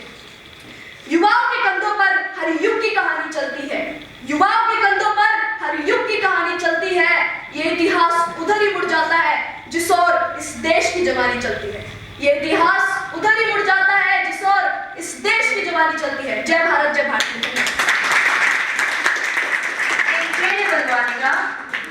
Please welcome Yogesh of Small Wonder Public School. मत कर नारियों का, इन्हीं के बल पर ही जग चलता है। पुरुष जन्म लेकर दो, इन्हीं की गोद में पलता है, इन्हीं की गोद में पलता है। अपमान मत कर नारियों का, इन्हीं के बल पर ही जग चलता है। पुरुष जन्म लेकर दो, इन्हीं की गोद में पलता है, इन्हीं की गोद में पलता है। स्त्री जिसे नारी और महिला जैसे अनेक नामों से पुकारा जाता है। स्त्री ईश्वर की बनाई हुई वह खूबसूरत रचना है जो कि पृथ्वी को चलाने में सबसे अग्रणी भूमिका निभाती है। लेकिन दया और ममता की मूर्ति स्त्री सदियों से इन पुरुषों के वर्चस्व के आगे दबी हुई दिखाई देती है। स्त्री को प्यार और ममता का आचरण धारण करने वाली कहा जाता है, लेकिन यह भी कटु सत्य है। स्त्रियों को हमेशा पुरुषों के आगे भेदभाव, हिंसा और बुरे बर्ताव का भी सामना करना पड़ता है। मां सरस्वती को वंदन, आदरणीय निर्णायकगण, शिक्षकगण और मेरे सभी मित्रों को मेरा सादर अभिनंदन। मैं योगेश नारी उत्थान स्वामी विवेकानंद जी के विचार इस विषय पे अपने विचार प्रस्तुत करने जा रहा हूँ। ये वो दौर था जब हमारे यहाँ नारी प्रताड़ना अपने चरम पे थी। राजा राम मोहन रॉय ने सदियों से चली आ रही सती प्रथा का उन्मूलन कर दिया था, जिसे 1829 में अंग्रेजों के द्वारा भारत में गैर कानूनी घोषित कर दिया गया। इससे प्रथा का तो सम्मूलन हो गया था, किंतु क्या इससे नारी प्रताड़ना का भी अंत हो गया था? 12 जनवरी 1863 को जब स्वामी जी का जन्म हुआ तब भारत अंग्रेजी दास्तान में जकड़ा हुआ त्राही त्राही कर रहा था। ऐसे ही एक सन्यासी को ईश्वर ने हमारे बीच भेजा ताकि वे संसार में हो रहे अन्याय, अत्याचार और उत्पीड़न के खिलाफ लोगों को एकजुट कर सामाजिक चेतना जागृत करें। स्वामी जी के मन में गरीबों, दीन दुखियों और स्त्रियों के प्रति अपार श्रद्धा थी। वे कहते थे स्त्री और पुरुष गेरू की गाड़ी के दो पहियों के समान हैं। उनका मानना था कि देश के सर्वांगीण विकास के लिए दोनों ही पहिए स्वस्थ, शिक्षित और सबल होने चाहिए। उन्होंने निवेदिता को उत्तरदायित्व सौंपते हुए कहा कि जिस देश या जिस घर में स्त्रियों की स्थिति ठीक नहीं है वे कष्ट में हैं। जहां उन्हें सम्मान न दिया जाता हो वे घर या देश उन्नति की राह में नहीं है। इसलिए सर्वप्रथम स्त्रियों की स्थिति में ठीक सुधार लाओ। अगर हम आज की नारी के जीवन का निरीक्षण करें तो क्या यह परिवर्तन उन्हें विकास की ओर ले जाता है? स्त्री चाहे विदेशी हो या भारतीय, स्वामी जी के मन में दोनों के लिए ही आदरपूर्ण विचार थे। स्वामी जी कहते थे, हे नारी, तुझे केवल हाड़ मांस के शरीर संबंधों में बांधना जाना सही नहीं है। जिसके सामने जाने की काम भावना तक की हिम्मत ना हो और जिसे पशु को छू भी ना सके, ऐसा नाम है केवल मां। स्वामी जी जब युवा थे उसी समय बंगाल में स्त्री शिक्षा का प्रचार धीरे धीरे शुरू हो रहा था। स्वामी जी को विश्वास था कि अगर स्त्रियों को शिक्षा दी जाए तो वे स्वतः ही अपने प्रश्नों को हल कर लेंगी। उन्होंने न्यूयॉर्क में भाषण देते हुए कहा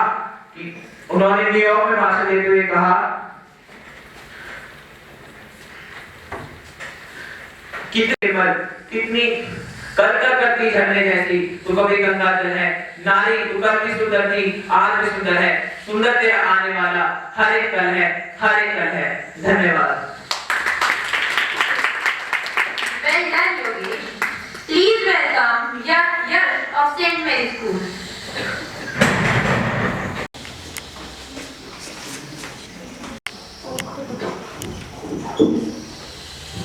भारत का आने वाला कल हूं मैं, वर्तमान परिश्रम का भविष्य फल हूं मैं, प्रगति का मापदंड हूं, आने वाला गणतंत्र हूं मैं, मौन भारत की मैं मुक्त जुबान हूं, मैं भारत का युवा हूं, मैं भारत का युवा हूं।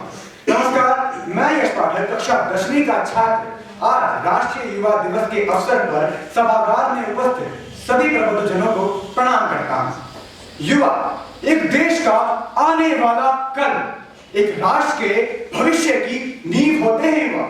और अगर इस नींव में नाम मात्र की भी सीरत, केवल नाम मात्र का ही खोखलापन आ जाए तो इस राष्ट्र रूपी इमारत का ढह जाना तय। स्वामी विवेकानंद जी कहा करते थे कि मेरा विश्वास युवा पीढ़ी में, आधुनिक पीढ़ी शेरों की तरह सारी समस्याओं का समाधान कर देगी। लेकिन मैं पूछता हूं अपने युवा साथियों से कि क्या आज हम स्वामी जी के विश्वास पर खरे उतर रहे हैं? कि क्या आज हम उनके द्वारा दिखाए गए पथ पर आगे बढ़ रहे हैं? कि क्या हम एक स्वर्णिम कल की ओर अग्रसर हैं या फिर हम भटक चुके हैं? आज दुखी मन से सर झुकाकर इसका उत्तर देना पड़ रहा है कि हाँ, हम भटक चुके हैं, कि सच्चाई को ठुकराकर झूठी दुनिया में जी रहे हैं, अमृत को ठुकराकर हलाहल पी रहे हैं, तोड़कर धागे नातों के लिबास बस खुद के सी रहे हैं और आंखों में आंसू, मुंह पर मुस्कान रखते हैं। पूछता हूं तुमसे कि क्या हम सच में जी रहे हैं? अरे क्या हम सच में जी रहे हैं? अरे युवा हो तुम, तपाओ खुद को, व्यक्तित्व बनाओ अपना, हर चीज के प्रभाव में आना छोड़ दो। अरे प्रभावित होने से कुछ प्राप्त नहीं होगा, तभी तो स्वामी जी कहा करते थे कि चुनो उसको जो तुम में परिवर्तन लाए, वरना प्रभावित तो मदारी भी करता है। एक लक्ष्य बनाओ और उसे प्राप्त करने के लिए जी जान लगा दो। भूल जाओ सब कुछ, अपने लक्ष्य के अलावा जिस पर भी तुम्हारा ध्यान हो, समझ जाना कि वही तुम्हारा परम शत्रु है। स्वामी जी के जीवन का पूरा सार निकाला जाए तो केवल एक ही सीख मिलती है, वो है एकाग्रता। योग, कर्मयोग, तो बन जाओ कर्मयोगी, उठो, जागो और तब तक मत रुको जब तक सफलता प्राप्त ना हो जाए। याद रखना जब तक सफलता प्राप्त ना हो जाए, याद रखना कि संघर्ष जितना मुश्किल हो,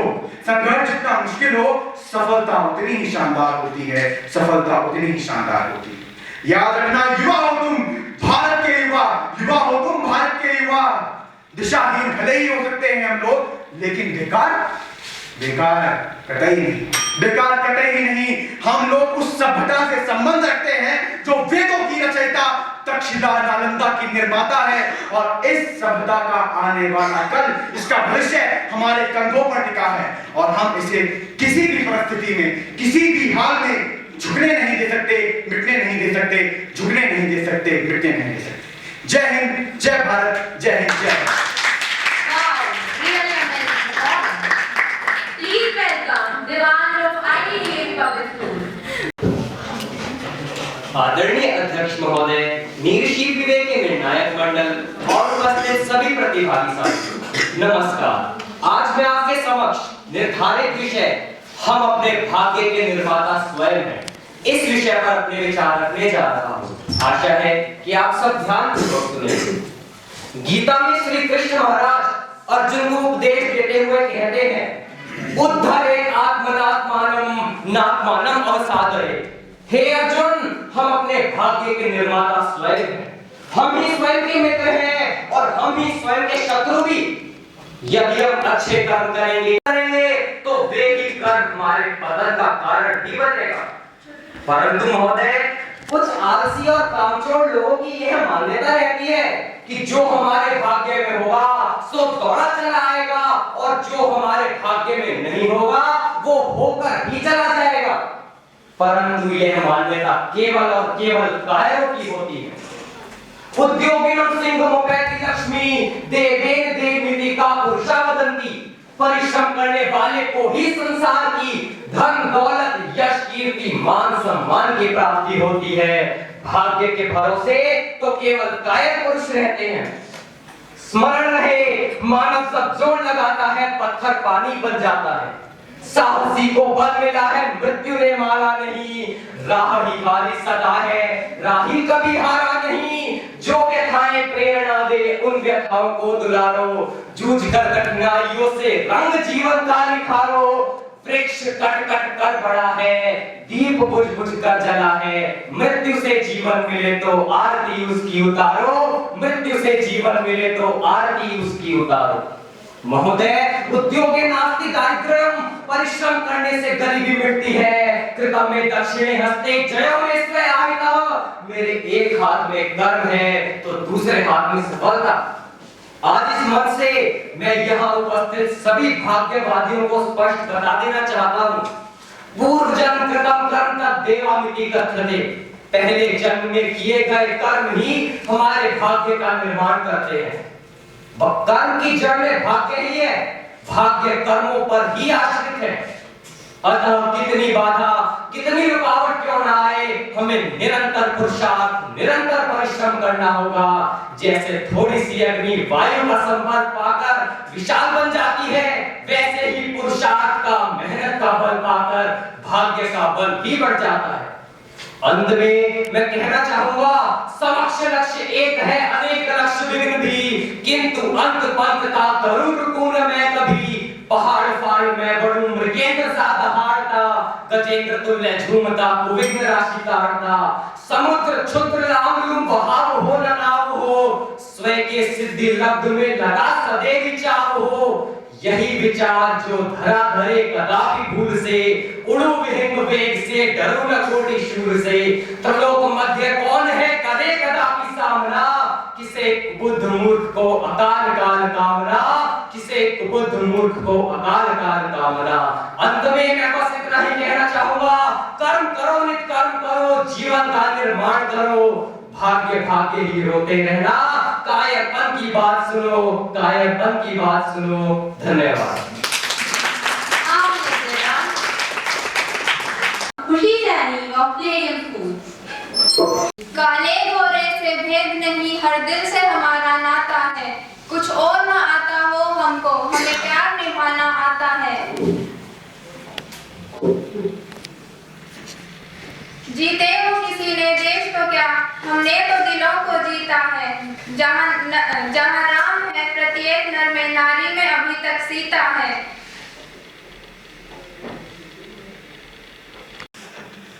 From the beginning, सारी खबरें मैं इतराता हूँ, भारत का रहने वाला हूँ, भारत की बात बताता हूँ। सुप्रभात, मैं खुशी कलेगियम स्कूल से आप सभी के समक्ष स्वामी विवेकानंद जी के शिकागो में हुए भाषण के बारे में कुछ बताना चाहती हूँ, जो 11 सितंबर 1893 में हुआ था। मौका तो था धर्म पर विचार करने का, लेकिन दूसरों को छोटा और खुद को बड़ा समझने वाली पश्चिमी सभ्यता सैकड़ों विद्वानों के बीच बैठे हुए स्वामी विवेकानंद जी का मजाक उड़ा रही थी, क्योंकि उनके कपड़े सूट बूट पहने हुए विद्वानों के समान नहीं थे। उनकी कद काठी भी कुछ खास नहीं थी। उनके मस्तक पर ज्ञान का तेज तो था, पर अहंकार नहीं। भारत को तीसरी दुनिया का मान स्वामी विवेकानंद जी पर मन ही मन हंस रहे थे। बड़ी बड़ी बातें करता है भारत, स्वयं को विश्व की प्राचीनतम सभ्यता कहता है, बात बात पर उपनिषद और वेद खोलकर बैठ जाता है।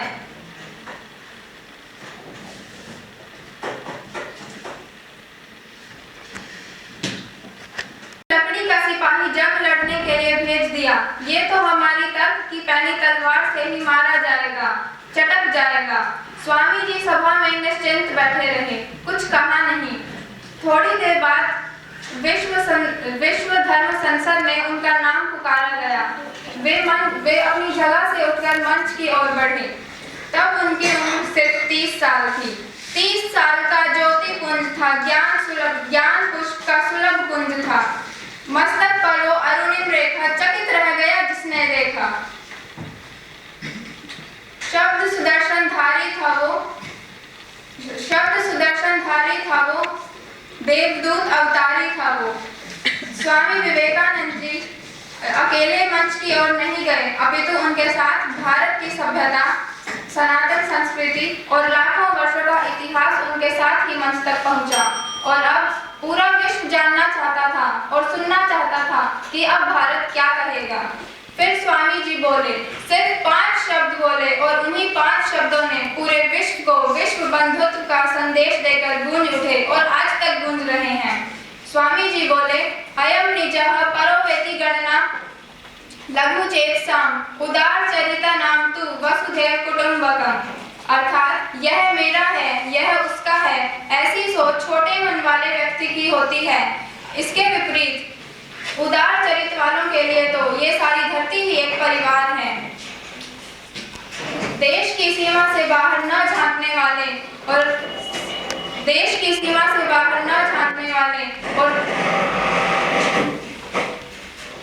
और सीमा के बाहर के लोगों को पराया समझने वालों को स्वामी जी के ये शब्द एक कल्चर शॉक की तरह झकझोर गए।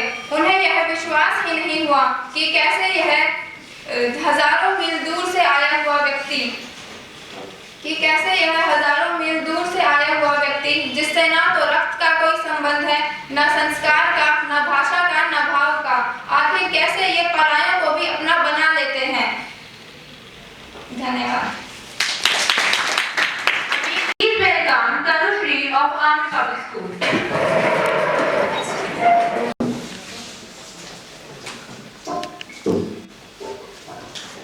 यूं ही नहीं मिलती राखी को मंजिल, एक जुनून सा दिल में जगाना होता है। पूछा चिड़िया से कैसे बनाया आशियाना, बोली भरनी पड़ती है उड़ान बार बार, तिनका तिनका उठाना होता है। नमस्कार, आज मैं तनुश्री आपके समक्ष आप अपने भाग्य के निर्माता स्वयं है विषय पर अपने विचार प्रस्तुत करने जा रही हूँ। माना जाता है कि भाग्य रेखाएं जन्म से पहले ही लिखी जाती हैं और तकदीर के आगे आखिर तदबीर की चलती है क्या? यदि आप ऐसा सोचते हैं तो आज मैं आपको एक नया नजरिया देने आई हूँ, आपकी सोच बदलने आई हूँ। लोग डूबते हैं तो समंदर को दोष देते हैं, मंजिल ना मिले तो मुकद्दर को दोष देते हैं, खुद तो संभल कर चल नहीं सकते हैं लोग, ठोकर लगती है जब तो पत्थर को दोष देते हैं। परंतु ये किस्मत भाग्य नसीब मुकद्दर आखिर है क्या? हम जो कुछ बोलते हैं आखिर वही तो काटते हैं। मान्यवर भाग्य शब्द से कुछ ऐसा ध्वनित होता है मानो जिस पर मनुष्य का बस न हो, मानो कोई ऐसा तत्व जो उस पर बाहर से लादा गया हो। परंतु यह भाग्य नहीं है। भाग्य का असल तात्पर्य है प्रारब्ध, और यह प्रारब्ध हमारा स्वयं का बनाया होता है। तो इसके लिए कोई अन्य दोषी कैसे हो सकता है? मनुष्य अपने भाग्य का निर्माण स्वयं कर सकता है, आवश्यकता है तो बस कर्म करने की। मित्रों, स्वामी विवेकानंद जी कहते थे, अपने भीतर झांक कर देखो, तुम्हारे भीतर सब कुछ है।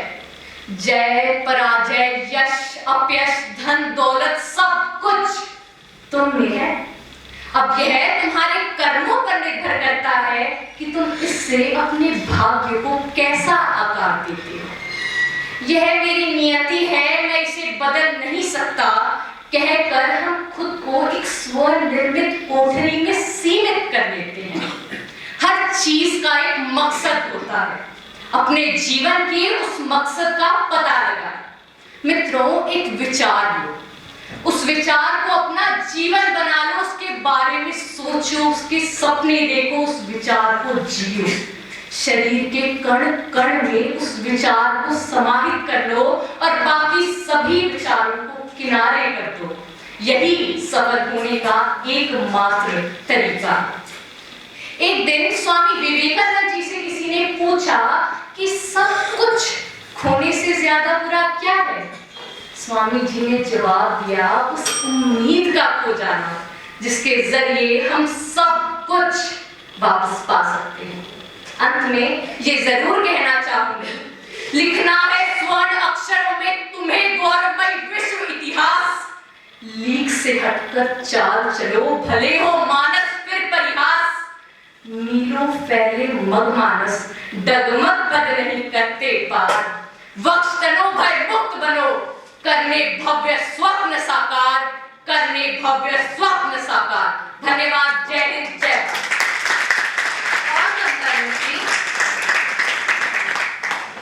First make corrective, that is the highest duty you can perform. Now we have senior English category and I welcome with a huge round of applause Lily of Vishwas. Make that one idea your life. Dream of it, think of it, and just live on that one idea. Let the brain, muscles, body, nerves, and every part of your body be full of that one idea, and just leave every idea alone. This is the way to success, and this is the way great spiritual giants are produced. A very good morning, honorable judges, respected teachers, and my dear friends. Today, I really feel honored here to have this wonderful opportunity to speak on the occasion of Swami Vivekananda's 161st birth anniversary and also on the National Youth Day. And I am presenting my views on the topic, you are the creator of your own destiny.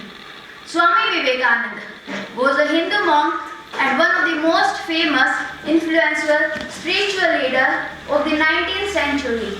And one of his most famous quote is, you are the creator of your own destiny. This quote reflects his belief that you are the creator of your own destiny through hard work, determination, and self-improvement. He also believed that we are the responsible for our own lives. We all have ability to create our own world through thoughts and actions. But how do we actually become the creator of our own destiny? It starts with having a clear vision of what we want to achieve in our future. We need to be specific and focused on what we want to achieve. Next, we need to take actions. This means putting in the hard work, making sacrifices, and taking calculated risk. After that, we need to be proactive rather than reactive. This means making things happen rather than just waiting for the opportunities to come on our way. In the end, it's up to each and every one of us as the creator of our own destiny. But it would not be easy and it would not be smooth sailing. But if you are the creator of your own destiny, we need to be self-aware, stay focused, and remain proactive. This is the way we can achieve all happiness and desire we want to achieve. Let's embrace our power as the creator of our own destiny. Let's work hard, stay focused, and never give up on our dreams. Let's create our future we want one step at a time. Thank you for being a peaceful listener. Have a nice working day. Chaitanya of Wisdom. Honorable judges, respected teachers, and my dear friends. Today, I, Jayanti of class 9, stand here to express my views on the famous quotation of Swami Vivekananda that you are creator of your own destiny. Well, before starting our discussion, we must understand what does the word creation means, how a human being creates. As we all are aware that a human being is not only a physical entity but a combination of emotional, mental and physical faculties. We all are made up of body, mind and soul. The ultimate source of energy in the human body is our soul, and the mind is the executive wing which executes the actions that we want. Basically, there are two components of our brain. One, the logical mind, or we can say the conscious mind, and another one is emotional, or we can say the subconscious mind. Every action is a thought first. Our logical mind analyzes, plans in its own, and then it executes that work, which is an action. And then our emotional mind makes it our passion. This is how a human being creates. In the above quotation, Swamiji not only emphasized to work physical action, but also say that we should learn to work mentally right and emotionally right first. Vedanta in India says, कर्म का आधार विचार है और विचार भावना के धरातल पर उपजता है. This means to say that seed of every action is our thought and seed of every thought is our emotion. At this instant, I remember a chopai of Ramcharitmanas composed by Tulsidas ji. कर्म प्रधान विश्व करी राखा जो जस करहि स्वतः फल चाखा. This chopai means that this world in which we are living is fully work oriented, and the thing that we possessed in the current era is the end product of the works that we did in the past. This is also related somewhat with the Gita, which is a famous Upanishad in Indian literature. At last, I want to say, if our mind, body and soul is aligned in a right way, it works precisely, accurately with the right magnitude in right direction, then only we can create our own destiny ourselves. I want to conclude here that we must understand Swamiji's quotation very deeply. We must adopt their principles that they taught to us, and we must be an ultimate creator so that we can do a welfare work and may stand our nation at unlimited heights. I want to thank honorable judges, respected teachers and you friends that you give me the chance to express my views in front of you all and gave me a chance to express my views in front of you all. Thank you. Have a nice day. Amazing, Chalanya. Please welcome Ritu of Moga Vivekananda School.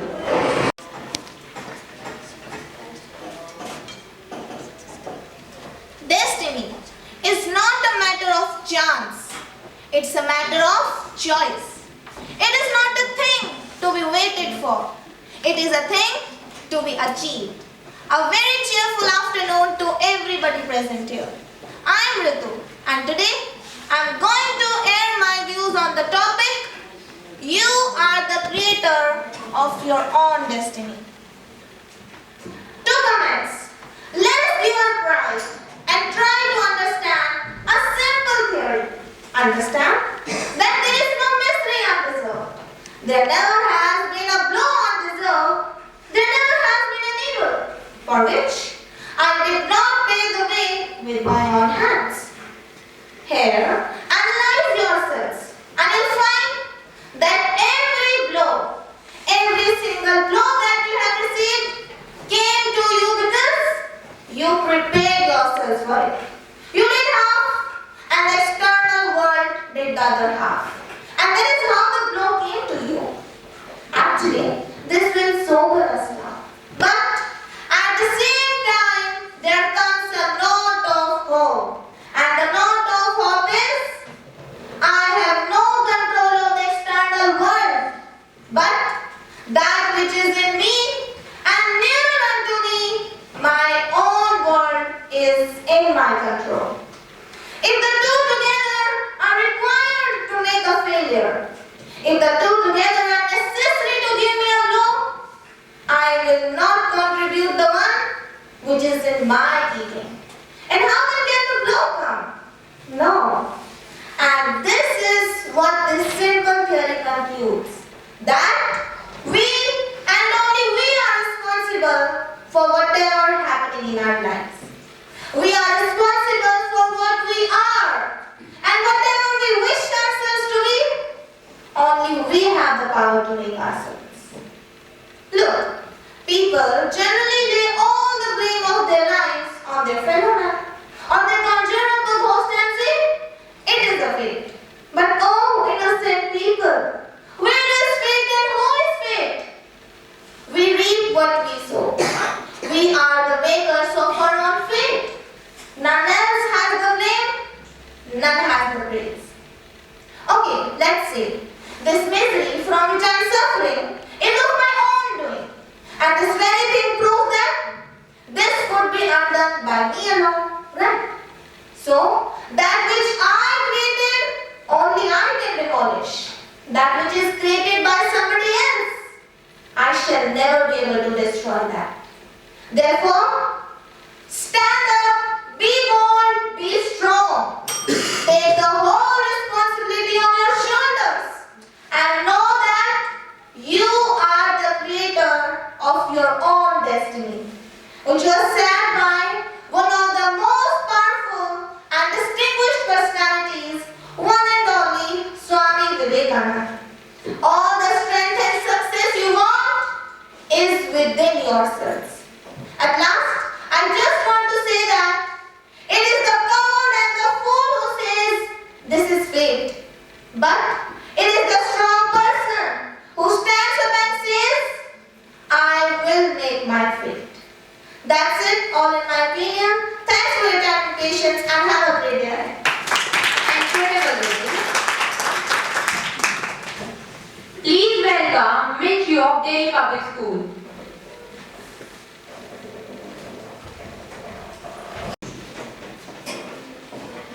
It is not a matter of chance.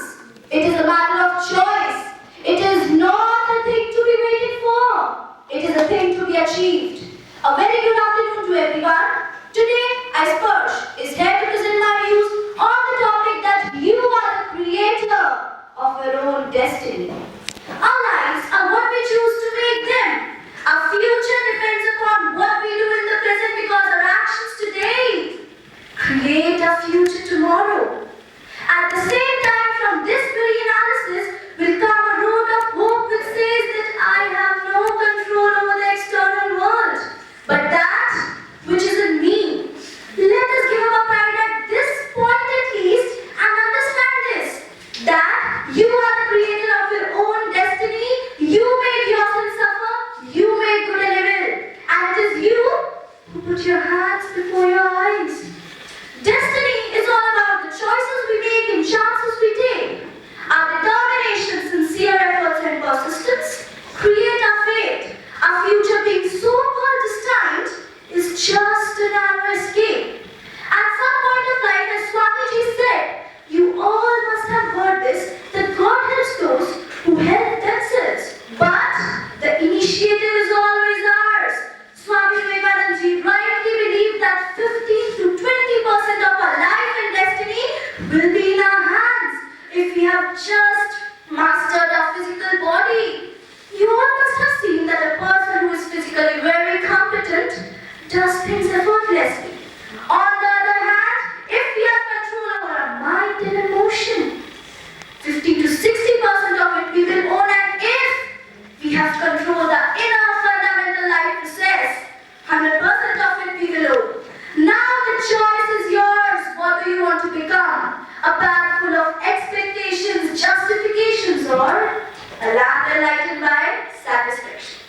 Swami Vivekananda rightly said that what our country needs now are the muscles of iron and nerves of steel, a gigantic will which nothing can resist, which will penetrate deep into the secrets and mysteries of universe, and which will accomplish their goals in any fashion and sense. Remember, you are the creator of your own future. You make yourself suffer and you make yourself feel good. Your future depends upon what you are doing in the present, and if you swing around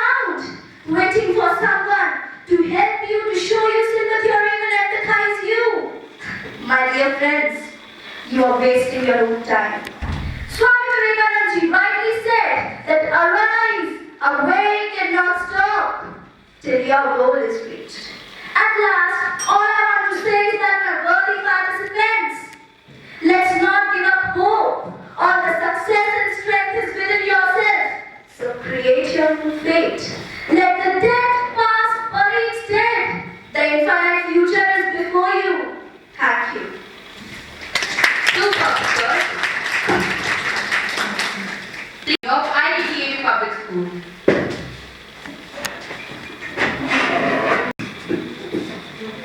Good morning, honorable jury members, galaxy of intelligentsia, teachers, and my dear friends. I, Nandini, am here to air my views on the topic, you are the creator of your own destiny. Our destiny is in our own hands. The saying goes, but how far this is true is a moot question indeed. Where there is a will, there is a way. But how practical is it in today's context is something that is to be scrutinized threadbare. I feel that all this talk of destiny and believing it blindly are the signs of a weak-minded person who wants to avoid his responsibility. A strong person will weather every storm of the destiny comes what may to achieve his goals. Destiny is your potential waiting to happen. There are countless number of tracks which we can take, but not all of them lead up to the destination station to which we have to return in time. Swami Vivekananda has rightly said that stand up, be bold, be strong, take the whole responsibility on your own shoulder and know that you are the creator of your own destiny. Our destiny is in our hands. If what we are now has been the result of our own past, it certainly follows that whatever we wish ourselves to be, we have the power to make it. Stand up, fight, not one step back, that is the idea. Fight it out, whatever comes. Let the stars move from this sphere.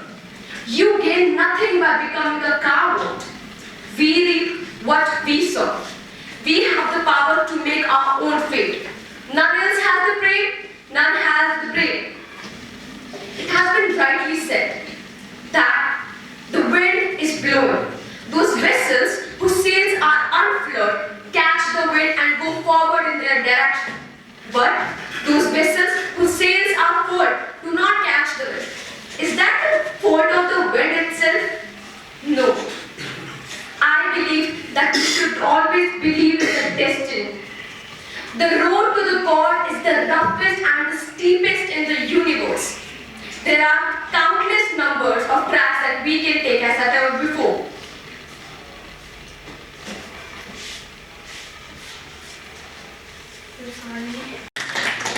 Please welcome Ritika of JM School.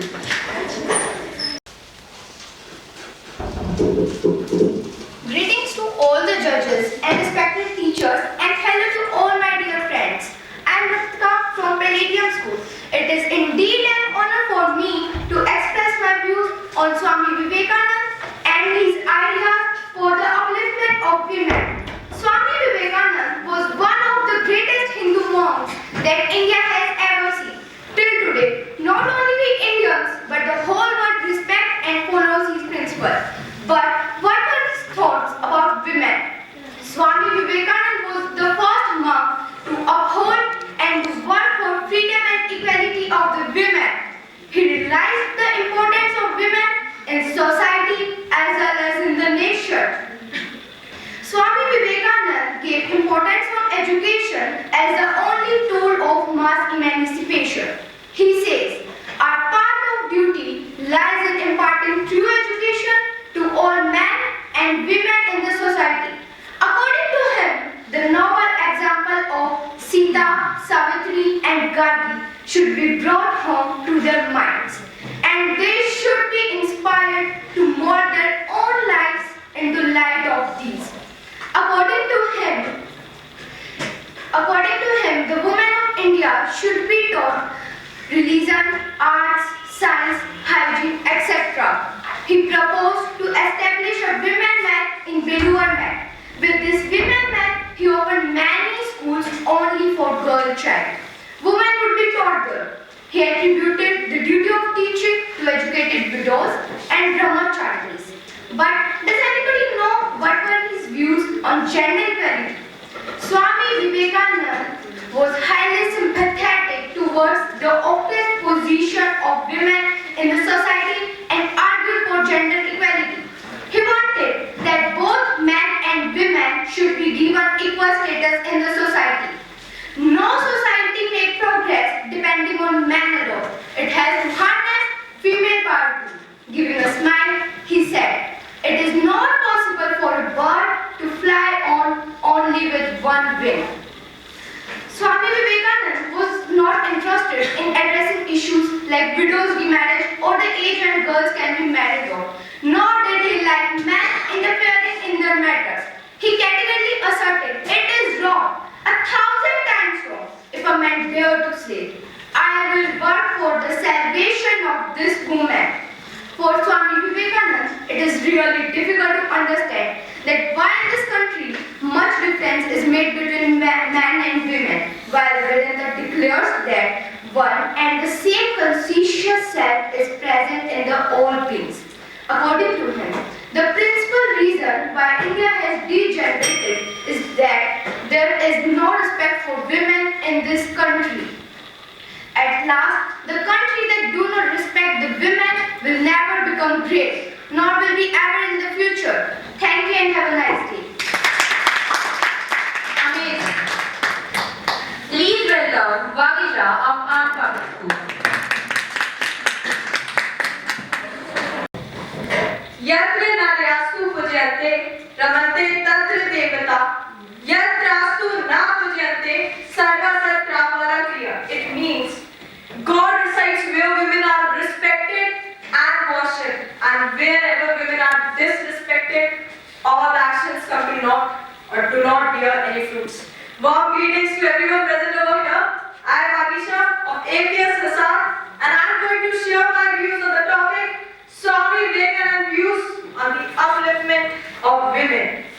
Do you know that women issues which come in top 5 issues all over the world and as well as in India? Swami Vivekanand believed that society progress, country's well-being and its salvation lay with its women, and I strongly believe in that. In his opinion, the society which regarded Devi and Shakti as the sole force of the universe surely had to put women on equal pedestal with man, if not superior. According to Swamiji, the society which regarded Devi and Shakti as the sole force of the universe. We often note when society discusses as to what man and women can do. Every time the same mistake is made, they think they show a man at his best because he can fight, for instance, and can do tremendous physical exertion, which is pitted against physical weakness and non-combating quality of women, which is totally unjust. Swami Vivekananda had no doubt that whenever they got the opportunity, they had proved themselves that what are they capable of doing. A woman is as courageous as man. Both is good in his or her way. The whole universe is one of the perfect balance which people need to understand and include different types of stereotypes. I would like to ask a question. Who gave birth to a man? A man or a woman? Certainly the answer is a woman. Here I would like to tell you, it's just not the pain which I am talking about. It's about the sacrifices we don't even know she makes every time over her dreams, over her choices, just because of a conservative family and conservative society she had. Swami Vivekananda believed that education is must. How can there be any progress in the country or in women without the dawning of knowledge? Swami Vivekananda supported women empowerment in the society, and he strongly believed that women should be educated and any decision regarding welfare of the widows or women should be in the hands of women themselves. Swami Vivekananda, as a futurist, viewed women as harbingers of the civilization and shapers of the nation's future. He had immense faith in our Hindu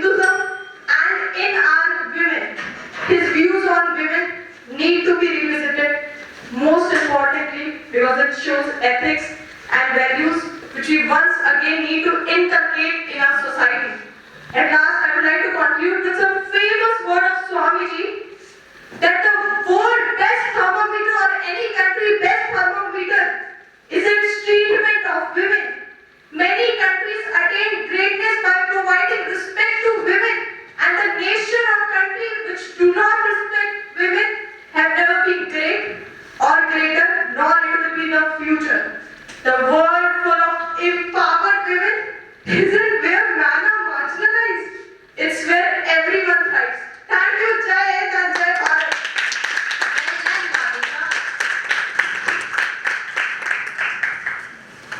If a child wants to speak once, he cannot. He is denied. As life is passing, we somewhere have lost our emotions, our passion, and most of all, our relations with the people around us. Today, these principles might help us to remember what we have long forgotten. Now, before the judges compile the result, I would like to invite our esteemed chief guest of the day, Mrs. Anita Dalal ma'am, to say a few words to enlighten us. Please, ma'am.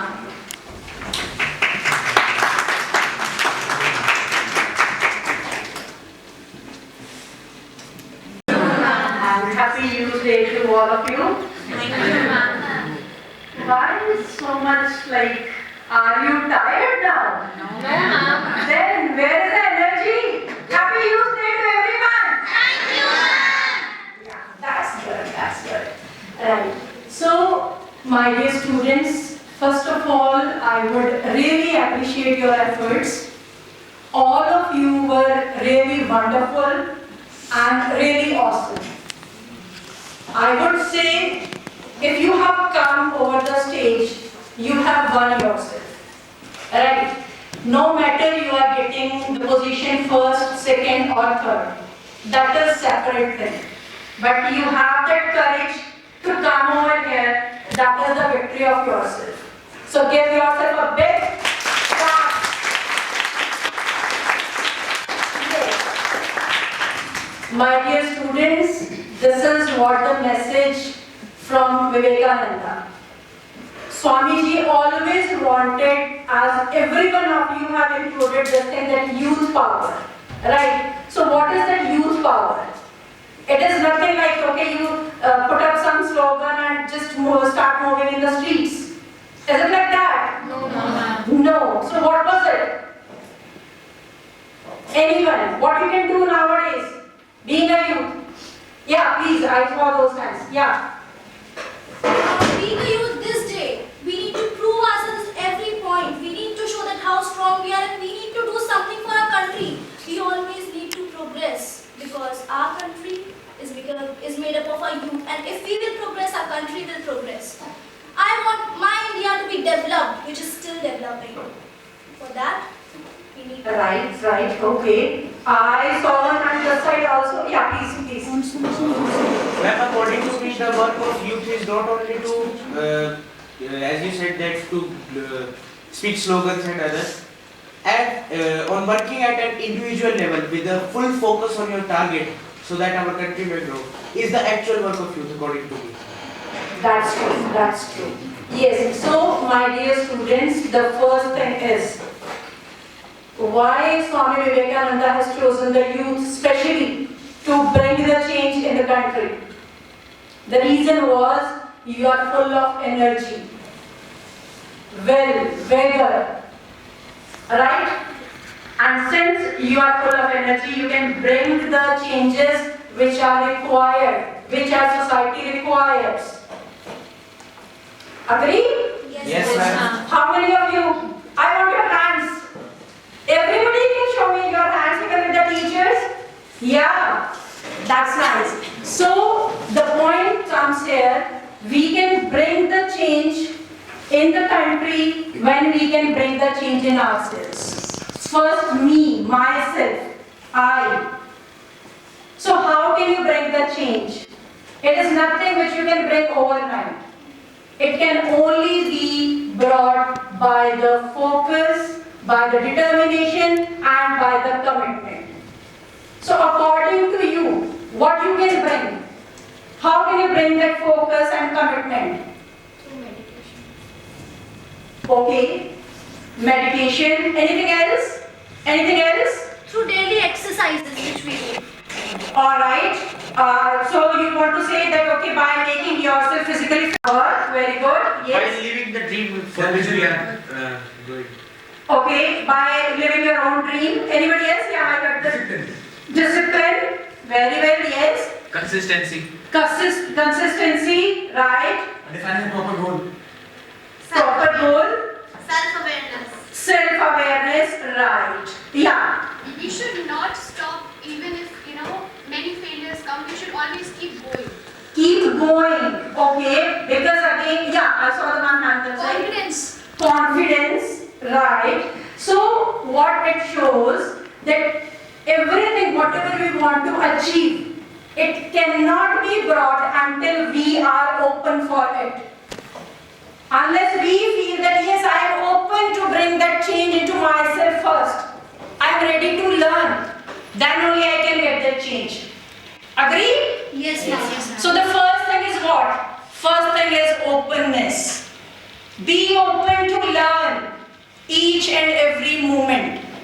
No matter it is about your physical appearance, no matter it is about your intelligence, no matter it is about your knowledge, or no matter it is about some other skill you want to develop in yourself. Believe me, children, as we all know this thing, that every human being is unique. So as everyone is having some or other talent. No one is complete. Agree? Yes, ma'am. So the first motive of a human being should be to be open to learn whatever the changes we want in the society. First of all, we have to have that change in ourselves. Nowadays, yes, when you say the commitment, you find that there are not many distractions. The first point comes your social media. Though it is having its plus points also, we cannot deny that, but yes, at the same time we find it as a big distraction. And especially at the time when you are not actually very much aware of whether it would be giving a good impact upon me or a bad impact. So the first thing what we can do is, we cannot deny, we cannot say no to this era, this digital era, because it is again one thing which either we like or we do not like, but it would be there in our lives from now onwards. We all have witnessed this in the COVID period also. Yes? Yes, ma'am. Right. So what we can do now, the very first thing, start talking to yourself. The very first thing. We know about others, everything. What my friend is doing, what my enemy is doing, what she is doing, what he is doing, where has he gone, where she has gone, what she is wearing, what he is wearing. We know each and everything about others, but not about ourselves. What I wanted, because we never spare time for ourselves. Do we spare time for ourselves? No. Yes or no? How many said yes? Okay, so out of this around I believe 70 to 80 people sitting here, 3 or 4 hands. What does it show? It shows that yes, there is a lot of self-awareness required. Me as an individual, I must know first of all what I need, what is my goal, why I have taken this life, what my God wanted me to do in this earth, on this earth, what is my purpose. For that we need to spend a good time with the soul which we have in ourselves. Then only we will get to know, yes, what are my liking and disliking? What should I do? Why should I do? Because once you will get your purpose in this life, you will definitely do it in a better manner. So the first thing is, start giving some time to yourself. How can you give time to yourself? Can anybody tell me this thing?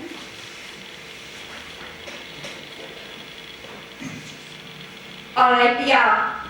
Yeah, please.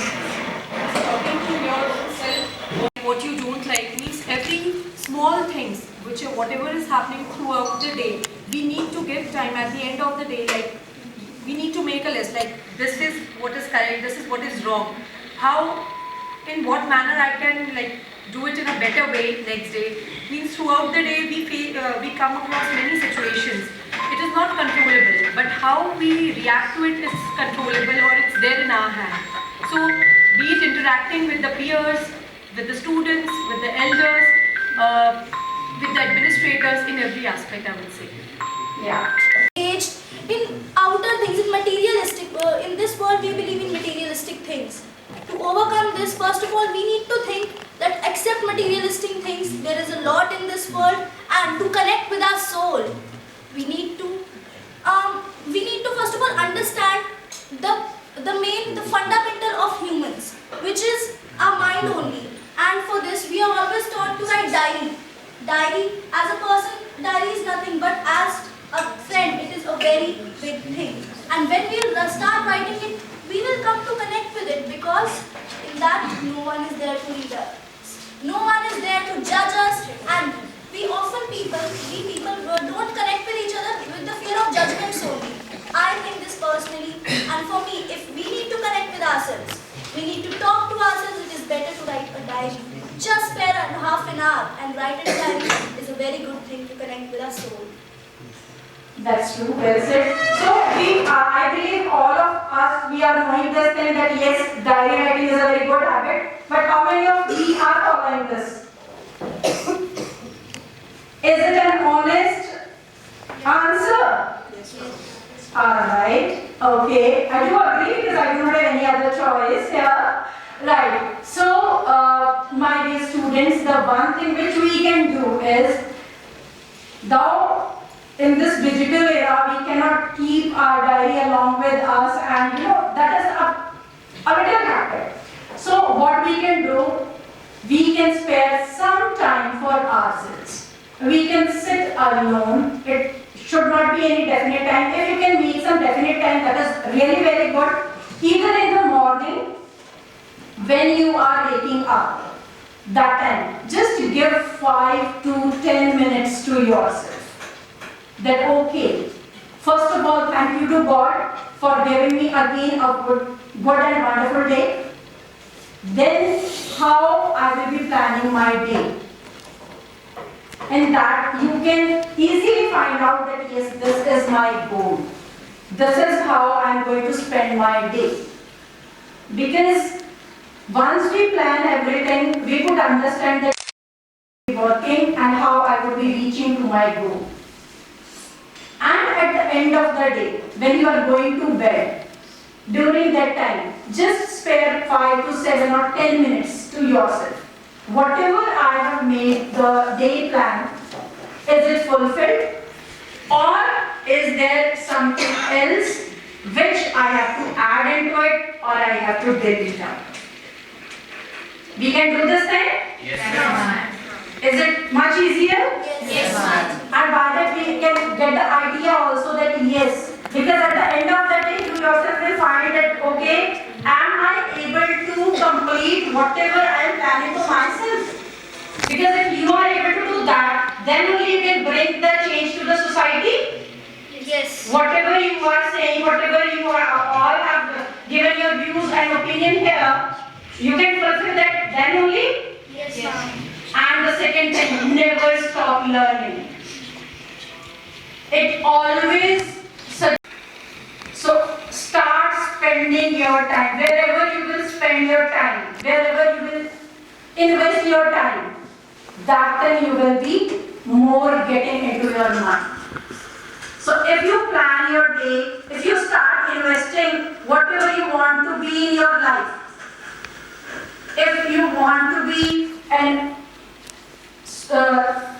maybe a servant, or maybe servant in the means like civil servant, or maybe if you want to be in any other area, maybe doctor, engineer, whatever. But before that, yes, the good human being. So for that, start utilizing some time with yourself, through which you can get to know that yes, what are my achievements and how can be better to get all those goals which I want to for my life.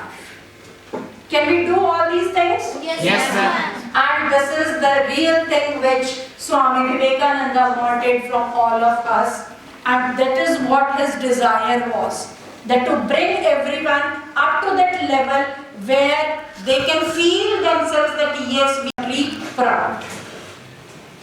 We have to bring back that glory of our country. Yes. That was his dream.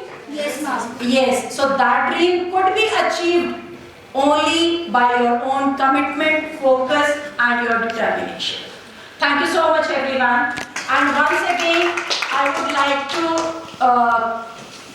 all the participants, if you have left something in between, if you missed something, please do not mind these things.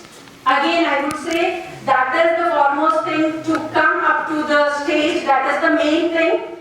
Participation is the biggest thing, no matter what position you would be. For me, you all are winners. Thank you so much everyone.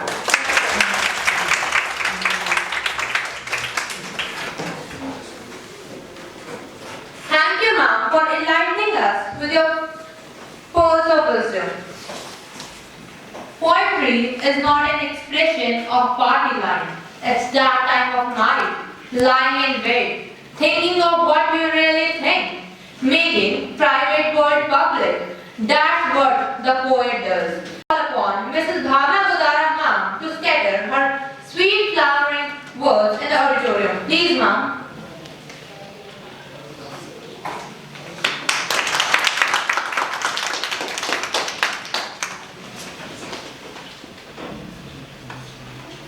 नमस्कार।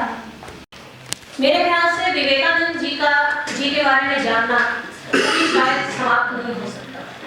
हमारी जितनी जानकारी है, जितना हम जानते हैं, उससे हम और ज़्यादा जान सकते हैं। एक सबसे बड़ी बात जो सभी बच्चों ने लगभग कही है, वो है कि मनुष्य अपने भाग्य का स्वयं निर्माता है। सच्चाई है, लेकिन मैं ये नहीं जानती कि आप में से कितने बच्चे ऐसे हैं जो इस बात को आगे तक के लिए मानेंगे। बहुत से एक बात जो देखने को मिली है वो ये भी है कि आप सब ने यहाँ पढ़कर यहाँ पर आए हैं आप लोग, लेकिन थोड़े समय बाद शायद आप विवेकानंद जी की इन्हीं शिक्षाओं को भूल जाएंगे जो सामान्यतः देखा जाता है। अभी तो आप पढ़कर आए हैं क्योंकि आपको एक प्रतियोगिता में भाग लेना था। शायद आपको प्रथम आने तक की जो आपकी गुंजाइश थी कि हमें प्रथम आना है, आप जो चाहते थे, शायद उसके लिए दौड़ थी आपकी। लेकिन मेरा मानना ये है कि जब तक आप इन शिक्षाओं को अपने जीवन में उतार नहीं देंगे, तब तक विवेकानंद जी का जो मकसद था, उनका जो उद्देश्य था, वो कभी भी पूरा नहीं हो सकता। आप केवल, मेरा जितना मानना है वो ये है कि हम यहाँ केवल सीखने के लिए आए हैं। प्रतियोगितावाद की बात है। जो भी बच्चे यहाँ स्टेज तक आए, वो बोले या नहीं बोले, वो कोई मायने नहीं रखता। लेकिन सबसे बड़ी बात, उन्होंने एक दूसरे का सामना किया। ये बहुत जरूरी है, क्योंकि जीवन में आगे बढ़ने के लिए केवल प्रथम आना सब कुछ नहीं है। मैं इस दौड़ को कभी नहीं मानती कि आप जिंदगी में केवल प्रथम आए और आप सबसे अच्छे कहलाए। एक बैक बेंचर, लास्ट में बैठा हुआ बच्चा भी बहुत अच्छा हो सकता है अगर वो अपने जीवन में लगातार आगे बढ़ता जा रहा है। लगातार आगे बढ़ना मतलब आपने पिछली बार जितना किया था उससे एक कदम, सिर्फ एक कदम और आगे बढ़ जाए। आप लगातार अच्छा करें। परिणाम सब कुछ नहीं है। अभी हम बैठे परिणाम ही तय कर रहे थे। मैं इसी बात को फिर कहूंगी कि सफलता या असफलता मनुष्य के जीवन के दो पहलू हैं। जाहिर सी बात है कि एक सफल हो रहा है, दूसरा असफल हो रहा है। लेकिन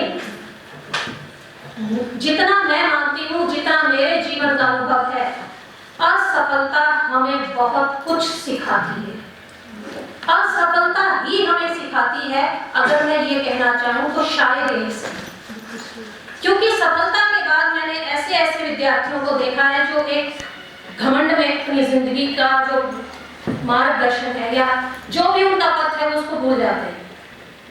उनका ये मानना हो जाता है कि हम तो हमेशा ही प्रथम आते हैं, हमें कौन पीछे कर सकता है।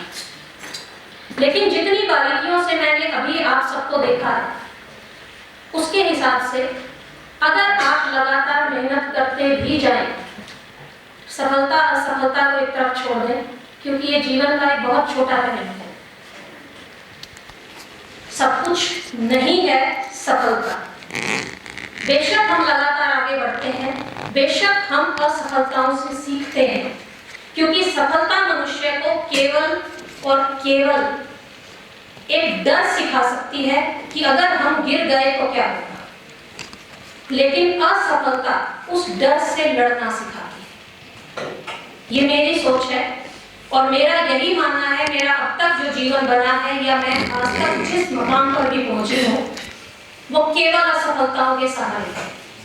मुझे वो लोग बड़े अच्छे लगते हैं जो कभी किसी में कुछ ऐसा सकारात्मक दोष निकाले कि वो उसमें अपना परिवर्तन कर पाए।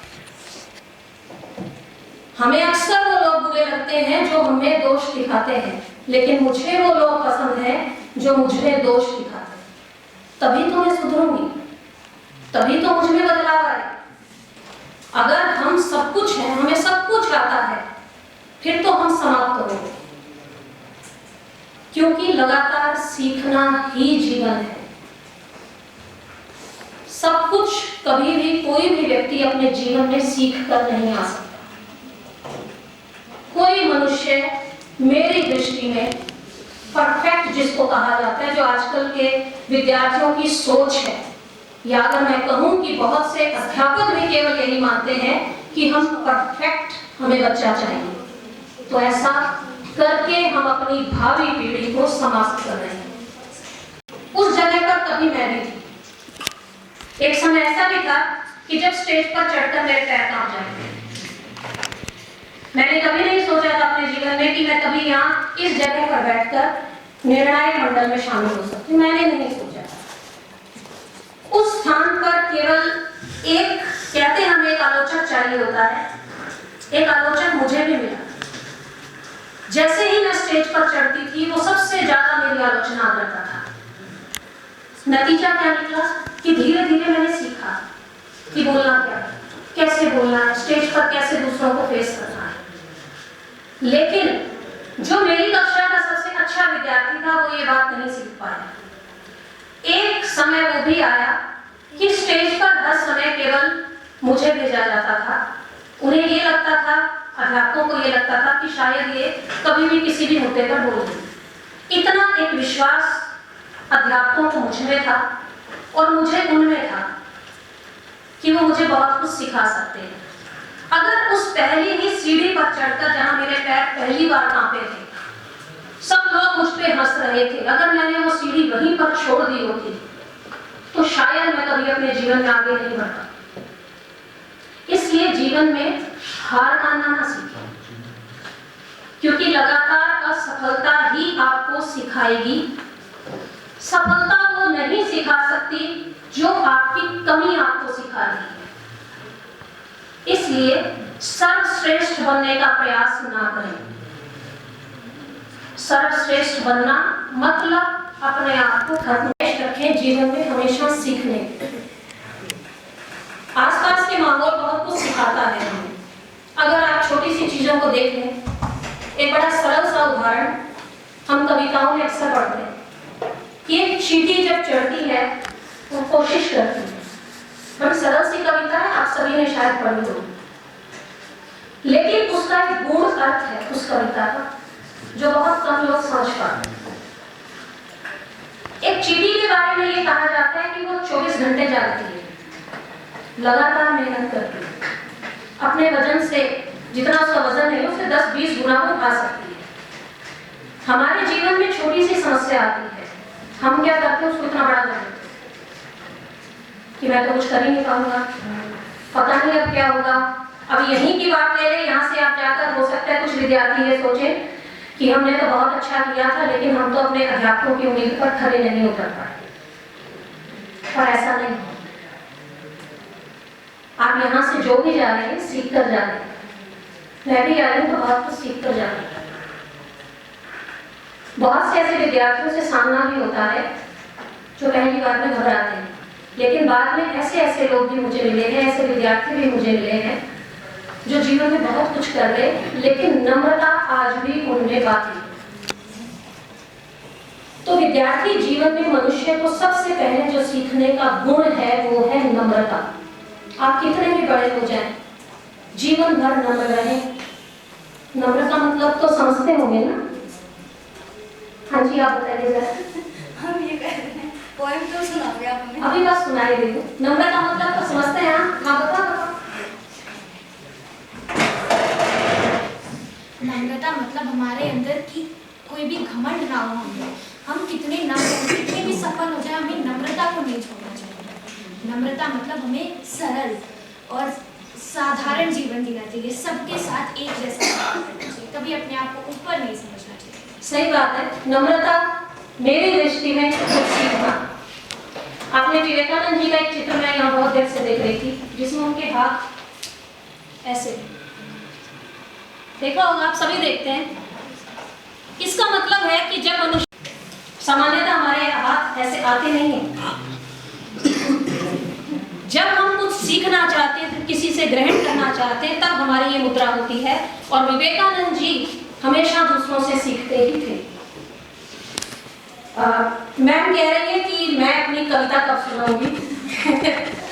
चलिए, वैसे मैंने विवेकानंद जी पर, भगत सिंह के ऊपर, ये उन पलों की बात है, उन पलों पर कविता लिखी है जब भगत सिंह अपनी माता जी से अंतिम बार मिले। यानी जब उनको फांसी होने वाली थी और उनकी माता जी उनसे जेल में मिलने के लिए आई थी, तब उन्होंने अपनी माँ को कुछ संदेश दिए। इसमें एक जगह पर वीर शब्द का प्रयोग है। वीर का अर्थ यहाँ वीरता से नहीं है, किसी वीर पुरुष से नहीं है। वीर यानी पंजाबी में भाई को कहा जाता है, ठीक है। और कहा यह भी जाता है कि जब वो मिलने के लिए आई थी तब उन्होंने अपने भाई के लिए संदेश दिया था, अपनी बहन के लिए भी संदेश दिया था कि उनकी बहन जो उन्हें एक रुमाल, फुलकारी वाला एक रुमाल देती थी हमेशा, और वो रुमाल उन्होंने वापस करते हुए कहा था कि मेरी बहन को लौटा दें, ताकि वो सारी जिंदगी इस रुमाल के सहारे अपना जीवन निकाल सके। उन्हीं पर ये कुछ पंक्तियां हैं। शीर्षक है इसका आखिरी मुलाकात। एक शूरवीर जब अंत समय अपनी माँ से मिल पाया, ना नम आँखें ना पछतावा जब फांसी का संदेश आया।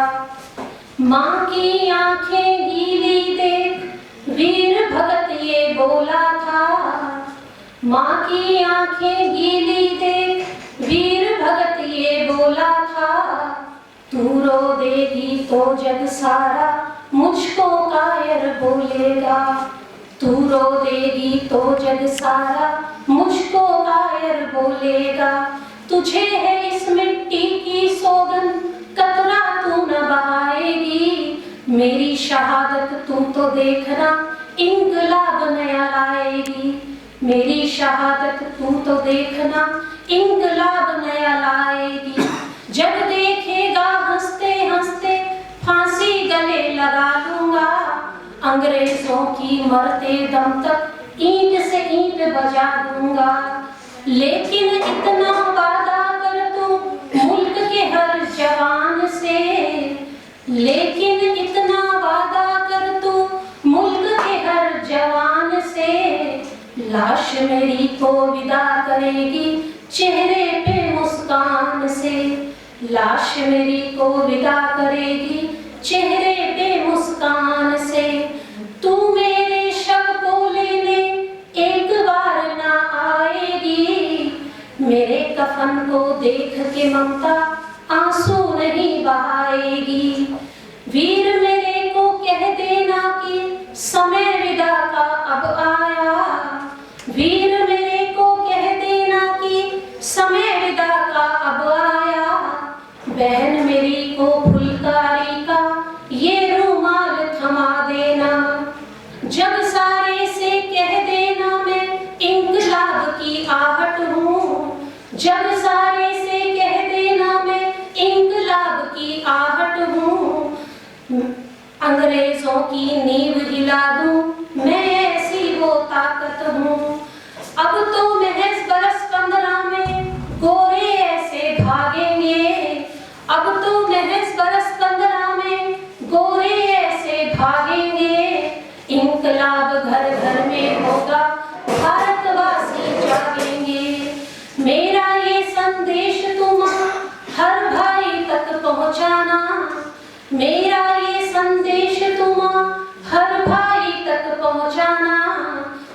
तो चला सफर पे अपने अंतिम सबको विदा देना।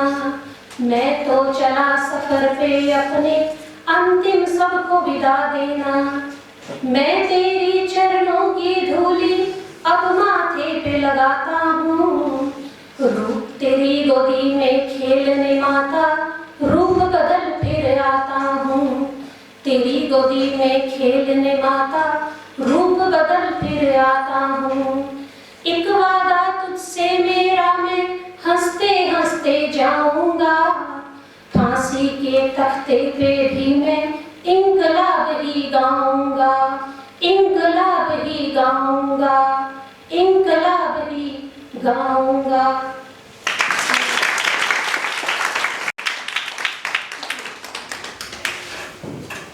Thank you, ma'am. I think my words will not be sufficient for your poem. I think we need to wait for some time as the judges are compiling the result.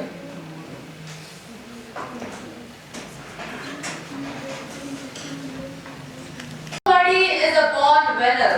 To be a winner, one must plan to win, prepare to win, and aspire to win. First of all, I would like everyone to give a huge round of applause for all the participants.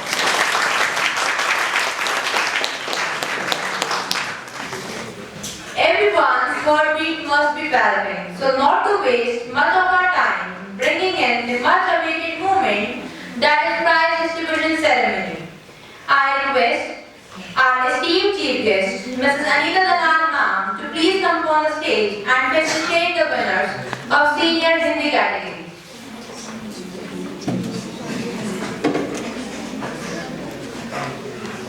Mansi of Mogadevi Pinjapur.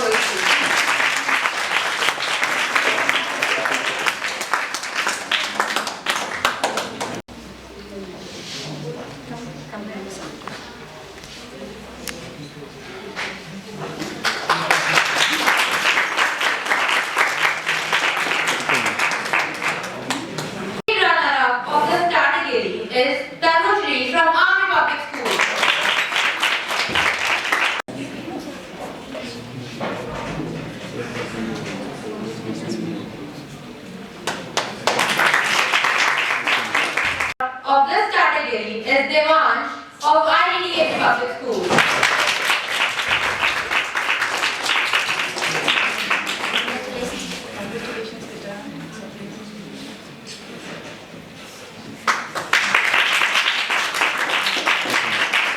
Senior Hindi category is Yash from St. Mary's School.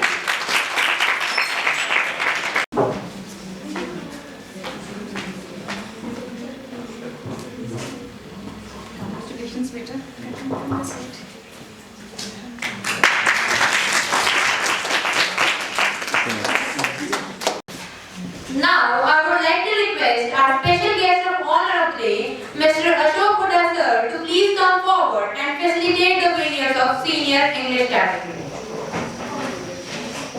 The third runner-up.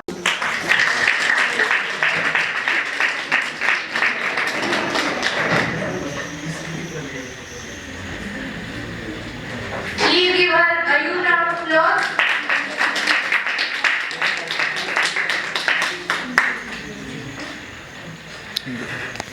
Second runner-up of this category is Ritu of Mogadevi Pinjapur School.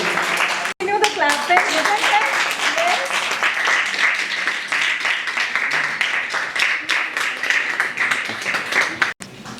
The first runner-up of this category is Spurt from Small Nota Public School.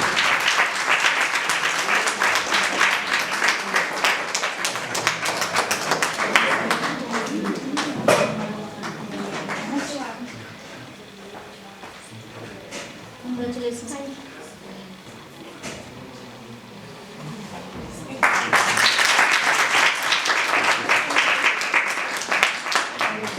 And the winner of senior English category is Vagija of Army Public School.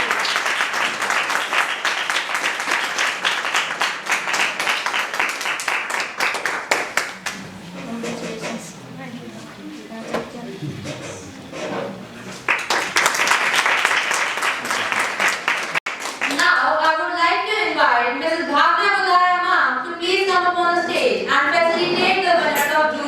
Hindi category. The third runner-up prize goes to Sanskriti of Army Public School.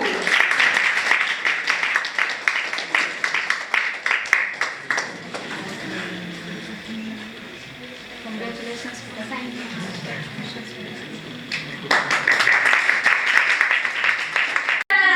Prize of this category goes to Nishita of IDDAV Public School.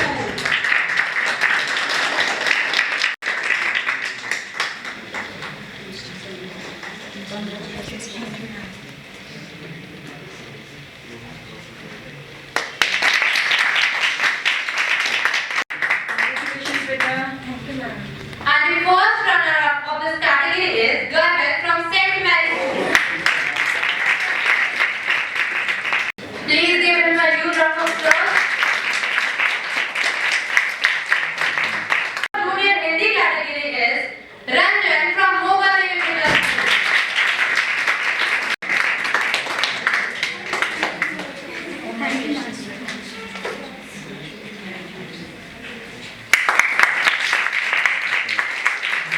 Now, I would like to invite Mr. Ashok Malik sir to please step forward and facilitate the winner of Junior English category. The third runner-up prize goes to Dikshu of Mogadevi Middle School.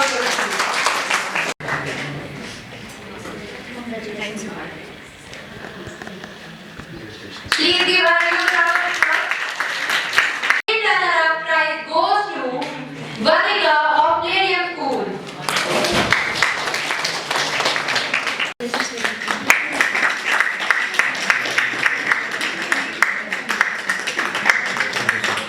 The first runner-up prize goes to Harshika of Delhi Public School.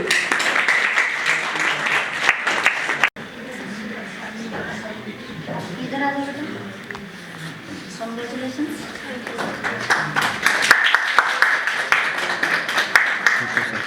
And the winner of Junior English category is Swami of Vivekananda Public School.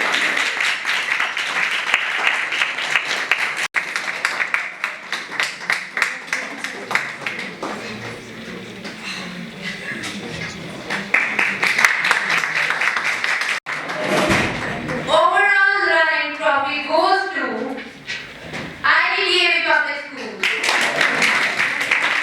I request our team teachers and a special honor of the day. I request the principal of Small Wonder Public School to please step on stage. Everybody was working with this. Well done. Yes. You can great achievement, children. You can sit so that yes. All the students. Poses are required. Down कीजिए थोड़ा।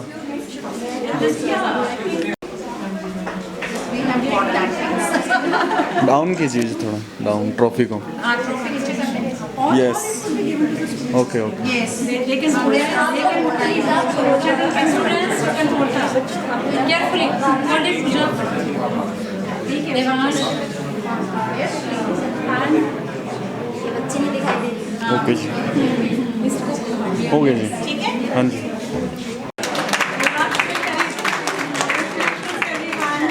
Now please invite Mrs. Bhavna Udarma on stage to receive token of love. You have to honor just.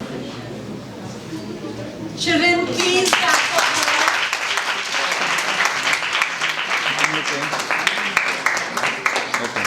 Mr. Ashok Malik sir to come on the stage and receive token of love. Maybe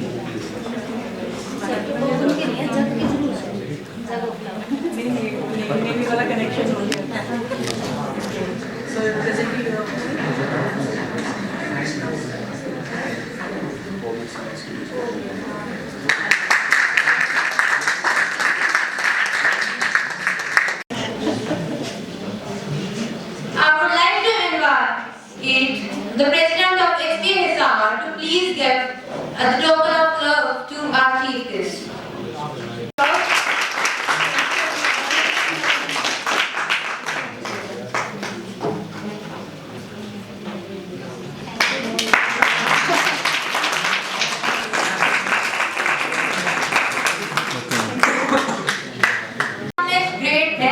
We must not only ask, but also dream. Not only plan, but also believe. I would like to invite the President of SVSR, Vivekananda ma'am, to go for a vote of thanks. Please, ma'am, come forward. Sure. Please. Yeah. May I now request our chief guest to hand over the trophy to Anne Kairaj and myself.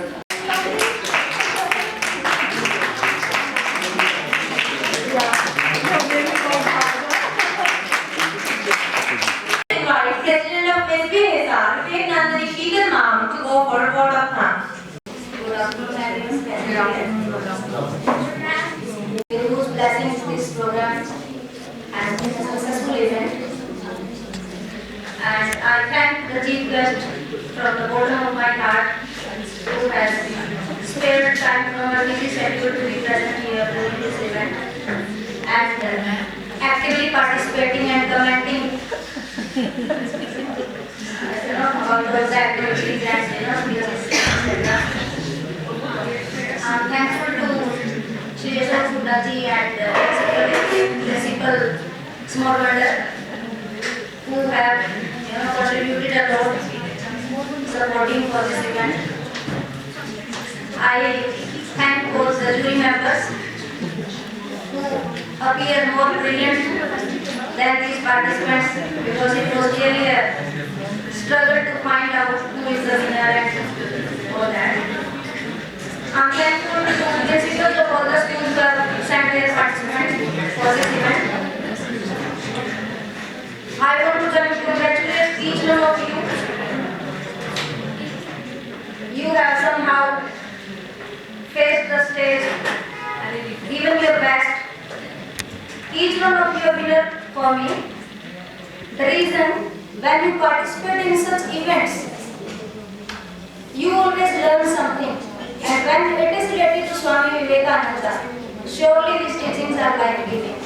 And in your life somewhere you will find yourself utilizing to overcome the problems of your life. For example, if you have never seen a pond in your life, if you have never seen a swimming pool in your life, and suddenly you find an ocean handling your path of success, you cannot even imagine that it can be crossed by swimming.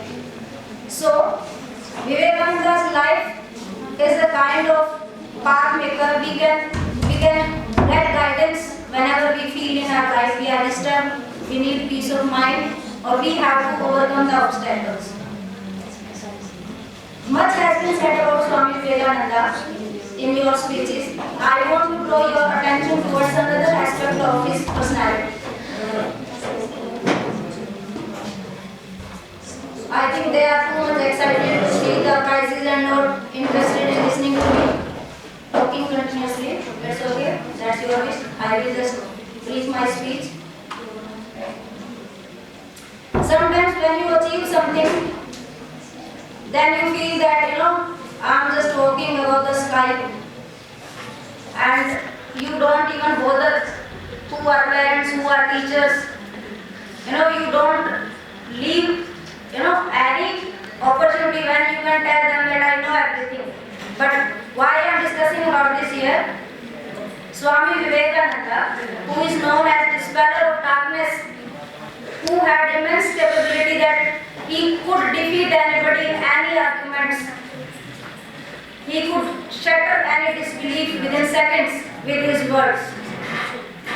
Once when he was passing his last days and he was not feeling well, his mother told him, let's go to a temple. I have prayed to the deity and we will do some special prayers and then it will bless you with good health and long life.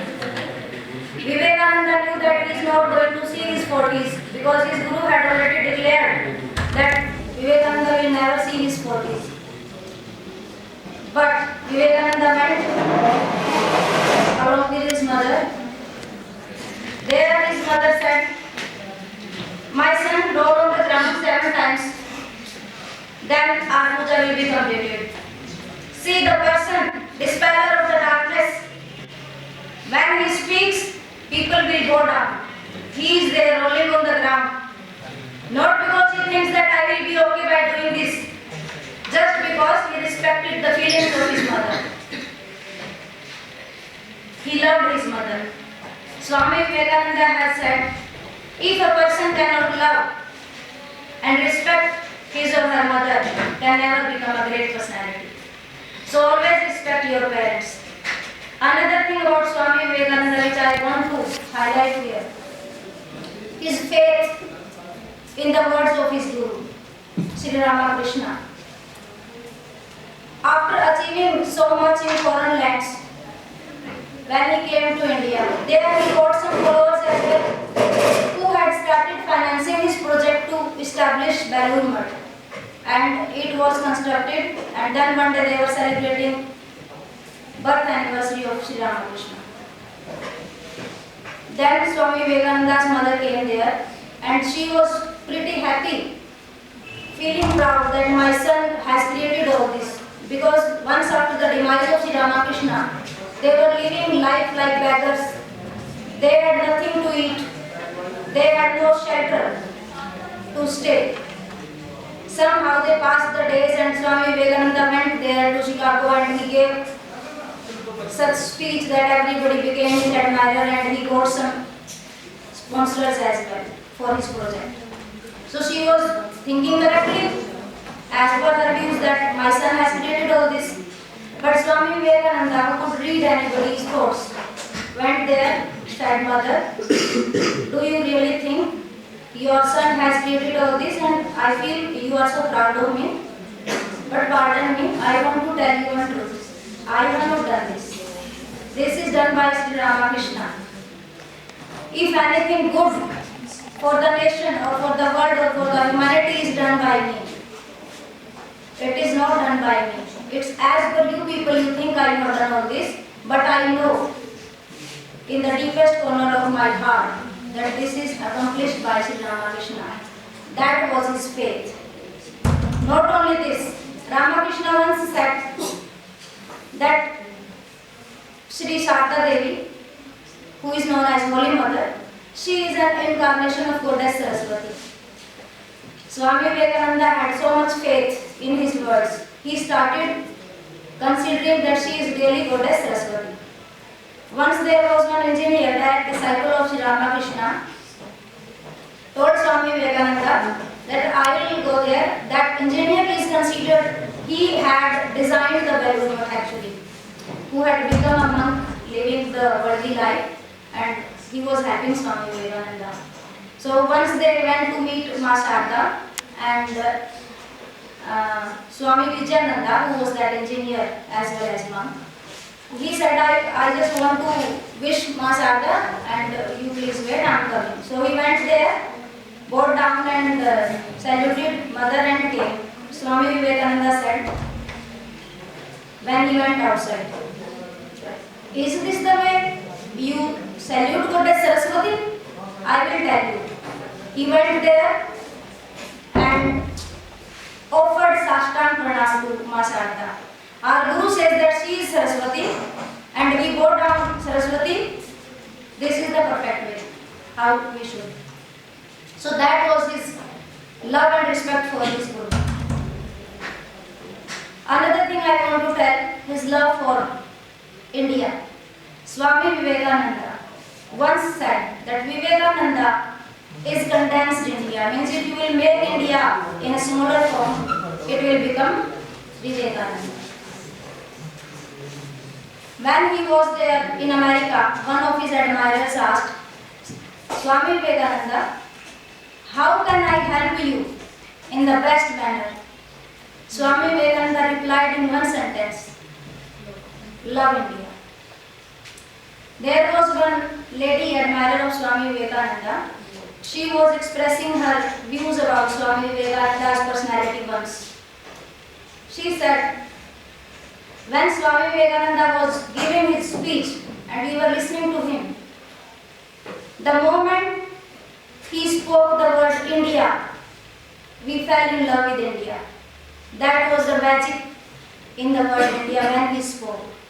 So that shows Vivekananda's deep love for the country.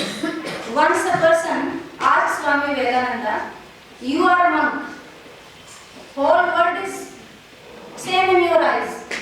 Why do you keep saying so much, help India, my country India, my country has this, my country has done this, this is its contribution. Why do you do so? All countries should be equal in your eyes as you are a monk." Swami Vivekananda replied, "My dear brother, if a person is not able to love and care his own mother, you think he will take care of others' mothers? Not at all. So motherland is first." So that kind of personality was Swami Vivekananda. Another thing, like you say that he spoke magical words at that conference and everybody was impressed. Everybody knows this thing. Do you think really there was some magic in his words? It was feelings behind his words.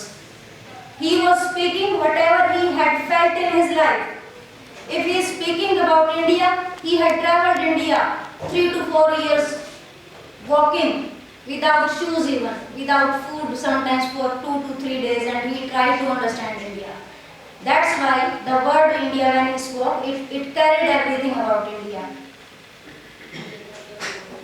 Other thing, when suppose he has spoken this famous sentence that I are proud to belong that religion which has taught the world universal tolerance and acceptance.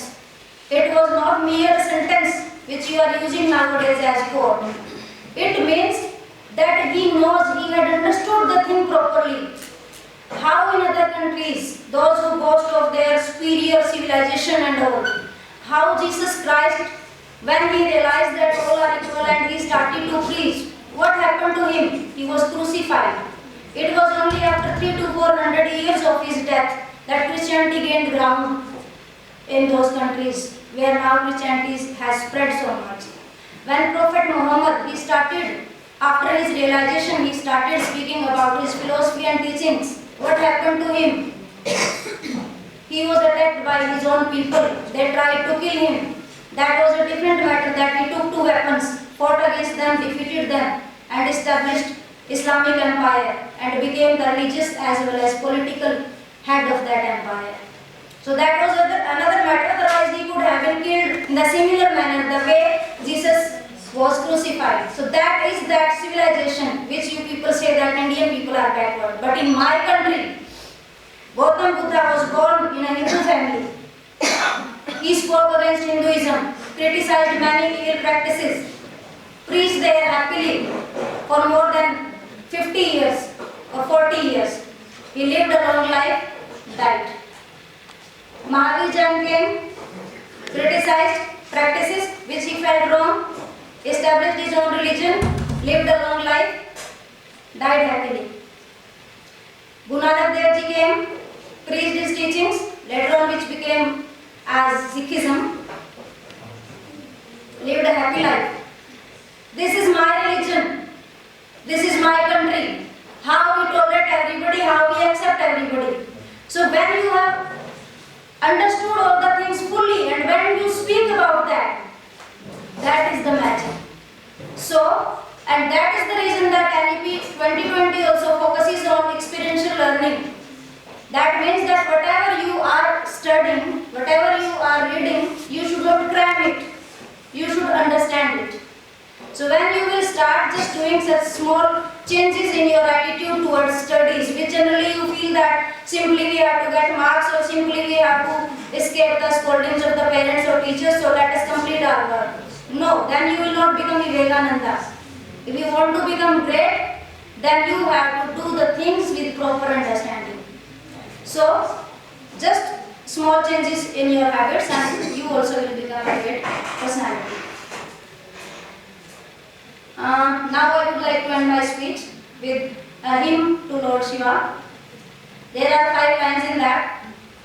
Each line the devotee expresses gratitude to Lord Shiva, describing different features like you have necklace in form of snake, you are smearing ashes on your body, You have 3 eyes and I go down to you. This way all 5 lines have meanings, just describing his attributes and then saying I go down to you.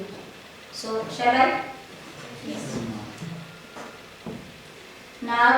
Nagindraharaय Trinocanaय Bhasmangaraगाय Maheshwaraय Nityaय Sudraय Digambaraय Tasmai Nakaraय Namah Shivaya Mandakini Salil Chandan Chachitaya Nandishwar Pramukh Nath Maheshwaraya Mandar Pushpa Bahul Pushpa Supujitaya Tasmai Makaray Namah Shivaya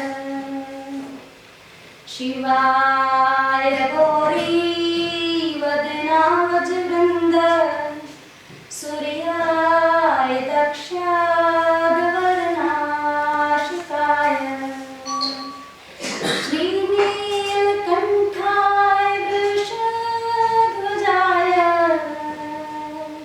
Tasmai Shikaraya Namah Shivaya Vasishtha Kumbhodbhagotmaya Munindra Devarachita Shekharaya Chandrat Vishwanaralochanaya Tasmai Akaraya Namah Shivaya Yaksha Swarupaya Jatadharaya Pinakahastaya Sanatanaya Divyaya Devaya Digambaraya Tasmai